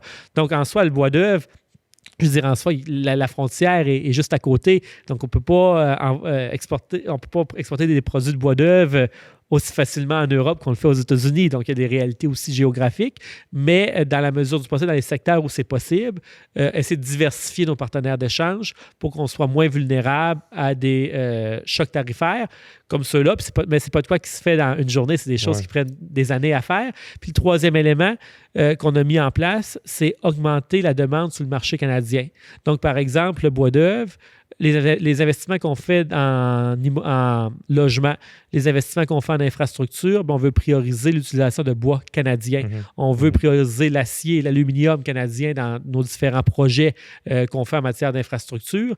Et l'idée, c'est d'augmenter donc la demande au pays aussi pour nos propres produits. Et ça passe aussi, donc avec le projet de loi C5, on a aussi éliminé les barrières au commerce interprovincial qui relevaient du gouvernement fédéral. Donc, on veut faciliter le commerce entre les provinces et on veut augmenter la demande au pays aussi. Donc, à la fois diversifier les marchés, mais augmenter la demande au Canada. Je comprends. J'imagine quand même que, évidemment, on ne veut pas prendre une décision hâtive là, et s'assurer d'avoir une entente qui est bénéfique pour le Canada. J'imagine qu'il y a quand même un sentiment de presse aussi, là, parce que veut pas, ces tarifs-là ont un impact négatif sur notre économie. Là. Donc, j'imagine que vous avez un peu le... Ah ben c'est un dossier prioritaire, c'est certain, ouais, c'est un dossier prioritaire, ça, il n'y a pas de doute là-dessus, c'est un dossier prioritaire.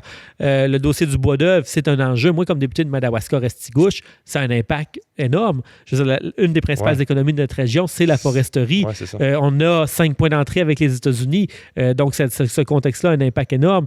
On a différentes mesures d'aide qui sont mises en place. Par exemple, pour la question du bois d'œuvre, on a mis un fonds, maintenant on l'a même augmenté, donc c'est rendu à 1,2 milliard pour l'accès à des liquidités, donc des prêts accélérés pour aider les entreprises qui font face à des défis financiers importants dans le contexte de cette crise-là, d'avoir les besoins des liquidités dont elles ont besoin.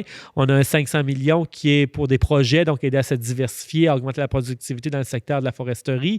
On a des mesures d'aide pour les travailleurs. On a le fonds stratégique qui touche l'ensemble des secteurs touchés. Donc, on a toute une série de mesures d'aide pour les secteurs touchés par les tarifs.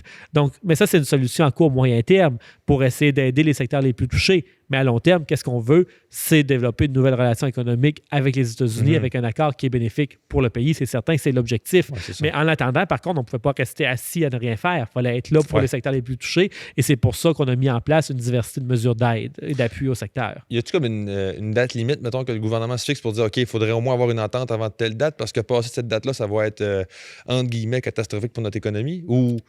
on n'est pas là? En soi, c'est que je veux mettre un échéancier artificiel, ça ne serait pas nécessairement productif. Okay. Je pense que l'idée, c'est de travailler fort pour avoir un accord, mais pas n'importe quel accord, quand ça sera possible. Dès que possible, on comprend l'urgence de la situation, mais en soi, on n'est pas le seul joueur. Une négociation, ça se fait à deux. Donc, et les tarifs, on a vu à certains moments qu'il y a eu des augmentations des tarifs qui étaient complètement injustifiées. C'est pas juste, je le rappelle, c'est pas propre au Canada. On a vu plusieurs pays du jour au lendemain, les tarifs américains augmentent sans qu'il y ait un justificatif. Là. L'administration actuelle américaine peut parfois rendre des négociations assez complexe en agissant sur, disons, on augmente les tarifs, on n'est pas content aujourd'hui, donc on augmente les tarifs de 10 % et ça met un peu de sable dans l'engrenage pour les négociations. Mais c'est certain qu'à Ottawa, on a une équipe qui est compétente et qui travaille pour en arriver à un accord. Et l'idée, c'est on a des mesures temporaires d'aide, mais ces mesures temporaires d'aide-là, ce n'est pas une solution à long terme. L'idée, c'est de négocier un nouvel accord avec les États-Unis. Puis comme je l'ai mentionné, mais par contre, on ne veut pas signer n'importe quoi. Parce que juste à regarder les accords que d'autres pays qui ont dit, OK, on va payer 10-15 %, mais on ne peut pas signer des choses qui vont nuire à l'économie canadienne. Donc, en soi, les tarifs ont un impact, mais on ne peut pas signer un accord qui va avoir un impact encore plus négatif que les tarifs. On a l'accord de libre-échange qui est en vigueur, qui protège la grande majorité de nos échanges. Donc, en soi, il faut négocier pour un nouvel accord, mais un accord qui va pas... qui est bénéfique, qui ne va pas nous mettre dans une situation pire que celle dans laquelle on est. Je veux dire, puis il faut protéger... Puis comme je le rappelle, le Canada, on est un pays souverain.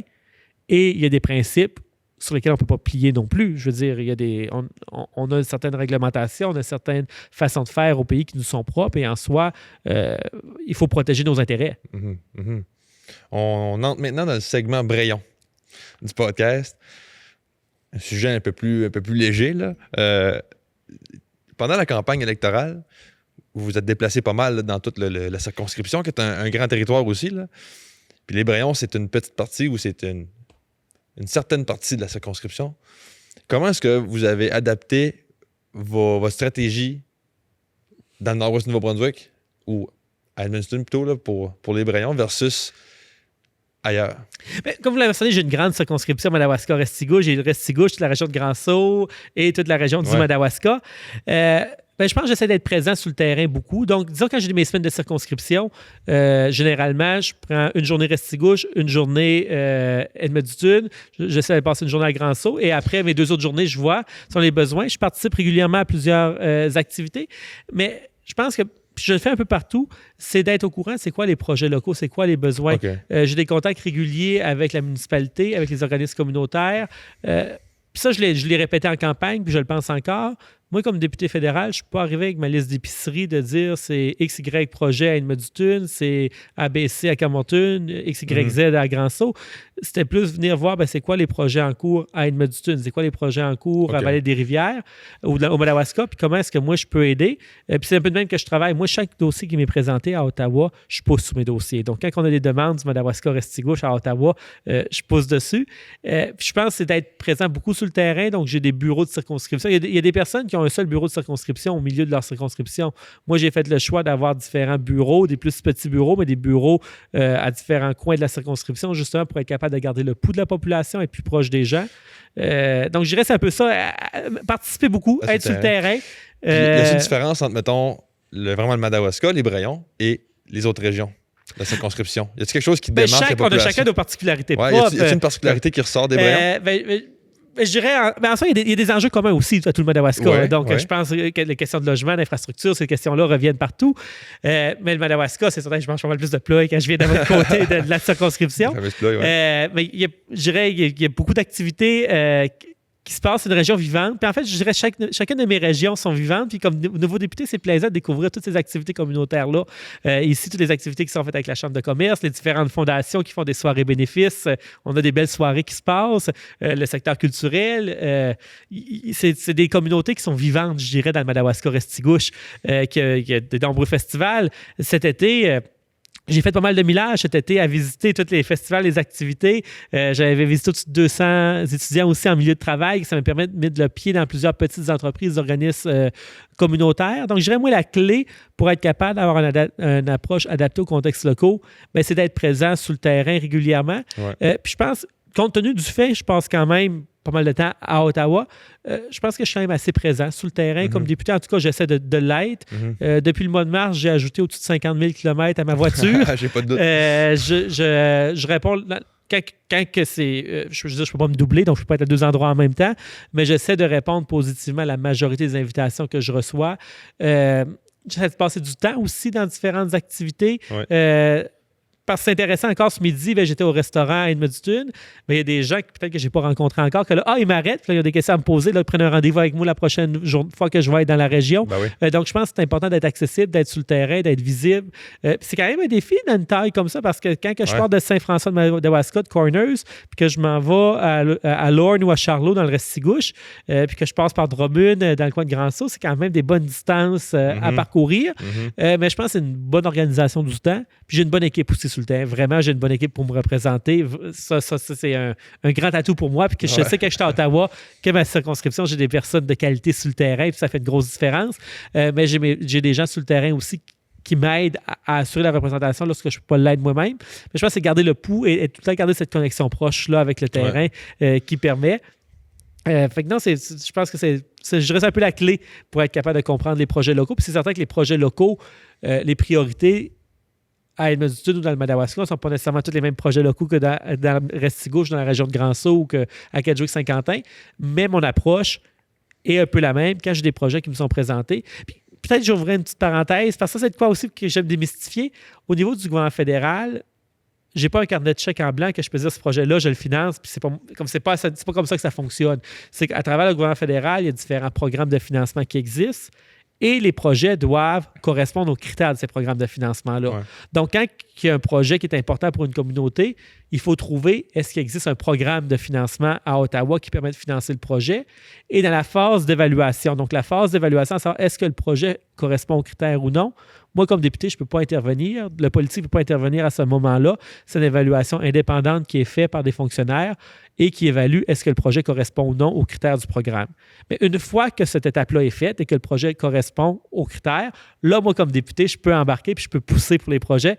Puis je me fais la réputation d'être un député, honnêtement, le mot qui se passe, qui pousse pour mes projets locaux. Je dirais que ce soit des projets à Edmundston ou n'importe où, je pousse avec la même énergie pour les projets de partout dans ma circonscription. Parce qu'à la base, c'est pour ça que je suis là.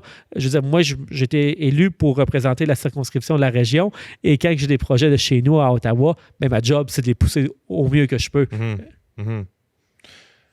J'ai 3 questions en rafale. Oui. Vous pouvez seulement répondre par oui ou non. Mais comme c'est un peu plus touché les sujets politiques, puis je ne voudrais pas vous mettre dans un coin, là, je vous offre l'option de juste passer la question. Allez-y. Première question. C'est absolument nécessaire que le cabinet soit composé de 50% de femmes et de 50% d'hommes. Zone paritaire, oui. 55... Je sais que c'est oui ou non, mais dans une zone paritaire, 40 à 60%. OK, on pourrait élaborer là-dessus. Deuxième question, les députés qui ont étudié les sciences politiques font un meilleur travail que les députés qui n'ont pas étudié les sciences politiques. Non, on pourrait élaborer là-dessus, mais je vais répondre non. Absolument. Il est préférable que le gouvernement soit minoritaire plutôt que majoritaire. Non. Non. On pourrait élaborer aussi. Absolument. On va commencer par élaborer sur les hommes, les femmes. Ben là, vous mentionnez 40 à 60. C'est quoi la règle? Moi, je pense, dans l'idéal, oui. Un cabinet paritaire, c'est important. Je veux dire, ça permet de refléter différentes perspectives, puis ça envoie un message fort que la parité des genres, c'est important. Mais en soi, disons qu'il y a une démission en cours de cabinet et que là, on est 15 femmes, 14 hommes. Ben, en soi, on est dans une zone paritaire. Donc, pour moi, c'est important qu'on soit dans une zone paritaire, donc 40 à 55 mais en soi, le 50 absolu, je veux dire, c'est un sujet de débat, mais je pense que la zone paritaire, donc que ce soit 55 de femmes, 45 d'hommes ou l'inverse, je pense que c'est important d'avoir une zone paritaire, mais qu'en cours de mandat, disons qu'il y a un ministre qui quitte, qu'on est à 15-14, on est toujours dans une zone paritaire. Je pense que c'est important d'avoir cette parité-là. Est-ce que c'est 50-50 ou 52-48? Je pense qu'on peut en discuter, mais la zone paritaire est importante. Ah, OK. Fait que c'est cette nuance-là que je voulais apporter. Je pense que la nuance est importante. Moi, j'avais l'impression que le gouvernement se faisait le devoir d'avoir toujours 50-50, puis l'inquiétude que moi j'avais, ça c'est vraiment à titre personnel, là, 100%, là, l'inquiétude que moi je me disais, c'est il n'y a pas un enjeu de discrimination d'un côté ou de l'autre du fait que si on prend les personnes les plus compétentes pour faire partie du cabinet et que ça donne que les personnes les plus compétentes sont à 60% de femmes et 40% d'hommes ou vice-versa, et que là, on se force pour que ça soit 50-50, ça veut dire qu'il y a des gens qui sont plus compétents qui n'auront pas le titre. J'aimerais apporter certaines nuances. Ouais. Parce que je pense que dans la formation d'un cabinet, il y a aussi l'enjeu de la représentation qui est important. OK. Parce qu'en soi, dans un cabinet, on veut des gens de chaque région. Et on veut des gens qui représentent différentes communautés. On veut des gens avec différentes expériences professionnelles. Donc, il y a tout un calcul qui se fait. Je veux dire, je n'ai jamais été dans cet exercice-là, mais en soi, on verrait mal d'avoir un cabinet qui vient juste de l'Ontario et du Québec. Il faut s'assurer d'avoir des ministres qui viennent des différentes régions du pays, qui viennent du urbain, du rural. On veut des ministres qui représentent différentes communautés culturelles. On veut une parité dans les genres. On veut différents types d'expériences professionnelles aussi. Donc, en soi, il y a tout cet exercice-là qui se fait dans la formation d'un cabinet. Puis je pense que c'est ça qui fait aussi la richesse d'une équipe, parce qu'en politique, notre rôle, c'est de représenter nos communautés. Et en soi, si on a juste des gens d'une même région ou des gens qui se ressemblent, qui viennent des mêmes milieux, on n'a pas cette diversité de points de vue-là. Donc, la représentation est importante dans un cabinet et c'est pour ça que je parle de zone paritaire au niveau de la formation du cabinet. Que c'est important d'avoir une zone paritaire. Je ne voudrais pas qu'on abolisse ce principe-là, mais en soi, que ce soit 15-14 ou... c'est pas je vois pas ça comme la fin du monde, mais c'est important d'avoir une zone paritaire. OK, je comprends mieux je comprends beaucoup mieux, merci. Une bonne nuance. Les députés qui ont étudié, là c'est pratiquement une blague là, parce que vous avez étudié en sciences politiques, là, mais les députés qui ont étudié en sciences politiques font un meilleur travail que ceux qui n'ont pas étudié en sciences politiques. Ben, un petit peu comme je mentionnais, je pense que la diversité, parce que c'est intéressant dans le caucus, j'ai étudié en sciences politiques, j'ai travaillé aussi en affaires en recherche, donc j'ai une certaine, je pense, compréhension du fonctionnement des politiques publiques qui peut faire que j'amène une contribution intéressante autour de la table. Mais on a des gens qui sont médecins, on a des gens qui sont ingénieurs, on a des gens qui étaient des travailleurs qui ont travaillé dans le secteur manufacturier, on a des gens d'une diversité de parcours professionnels. Puis je pense que ça amène notre force, parce que quand on étudie des politiques publiques, encore là, il ne faut pas tout qu'on se ressemble, il faut qu'on vienne de différents milieux pour être capable de dire « Hey, on a-tu pensé à cette perspective-là? » Ou « On a-tu pensé à cette population-là? » Hey, moi, dans mon secteur professionnel, il y a ça aussi à considérer. Donc, je pense que c'est important d'avoir une équipe diversifiée. Donc, c'est pour ça que j'avais répondu non à la question. Je pense que c'est important d'en avoir déjà de sciences politiques qui ont une bonne compréhension, je dirais, des politiques publiques. Mais c'est important d'avoir, je dirais, dans l'équipe, une diversité de parcours et de profils professionnels. Mais en commençant, donc, dans mes premières semaines comme nouveau député, c'est certain que d'avoir fait des études en politique canadienne m'a aidé à comprendre. Ça m'a été très utile, mais c'est important d'avoir une équipe diversifiée, je dirais. Oui. Et le troisième énoncé, c'était qu'il est préférable que le gouvernement soit minoritaire plutôt que majoritaire. Je pense que ça dépend à qui vous posez la question. C'est certain que Mais en fait, dans ce cas-ci, que ce soit libéral, conservateur, bloc, peu importe, là, juste en général, est-ce que c'est préférable que ce soit minoritaire ou majoritaire? Qu'est-ce qui est l'avantage d'un gouvernement majoritaire? c'est que ça nous donne de la prévisibilité. On sait qu'on a un mandat de 4 ans pour réaliser nos engagements.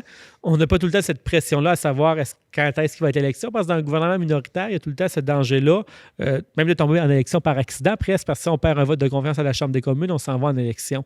Donc, en soi, aussi, quand on prend différents engagements électoraux, on ne peut pas faire tout en un an. C'est impossible. Je veux dire, ça prend plusieurs années pour mettre un plan en œuvre. Puis pour réellement mettre un plan en œuvre, avoir la marge de manœuvre nécessaire, quand il y a un gouvernement majoritaire, ça permet d'avoir cette marge de manœuvre nécessaire-là pour puis, je veux dire, après 4 ans, l'électorat peut décider s'il veut continuer dans la même direction ou pas. Mais en soi, ça facilite quand même les choses.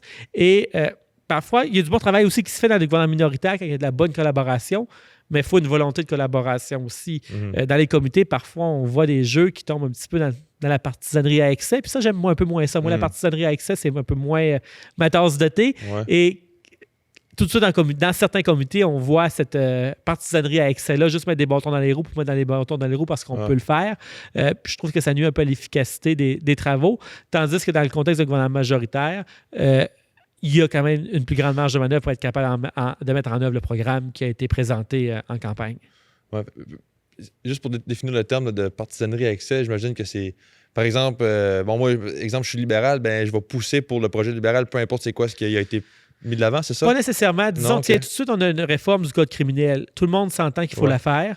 Il y a des modifications importantes. Je veux dire, on va revoir le système de mise en caution. On revoit les systèmes de peine en mettant certains facteurs aggravants. Par exemple, pour les gens qui vont commettre des agressions contre des enfants sexuels, ne vont plus pouvoir avoir la prison à domicile. Il va falloir qu'ils perdent une peine de prison. C'est des changements qui étaient demandés, qui ont un impact concret. Et ce projet-là a été déposé, serait prêt à être adopté. Mais là, il y a des délais et des délais en comité que c'est difficile à comprendre pourquoi est-ce qu'on ralentit. Et en soi, politiquement, est-ce que c'est vu comme un gain si l'équipe libérale est capable de livrer ce projet-là? Mais c'est un projet en soi que c'est pas une question partisane. Je veux dire, la question de la sécurité publique, Canada, c'est important, c'est bon pour le pays. Puis je crois sincèrement que c'est un changement qui est favorable. Et en soi, pour les raisons qui leur appartiennent, je ne peux pas commenter, je ne suis pas dans la tête des oppositions, mais là, on ralentit le processus d'adoption de ces projets-là qui pourtant sont nécessaires. Des fois, il y a des inquiétudes légitimes et en soi, comme opposition, c'est leur travail aussi de questionner le gouvernement. Puis c'est légitime de le faire. Mais parfois, on sent qu'on peut se questionner, est-ce que c'est parce qu'il y a des inquiétudes légitimes ou c'est pour mettre des bâtons dans les roues au gouvernement?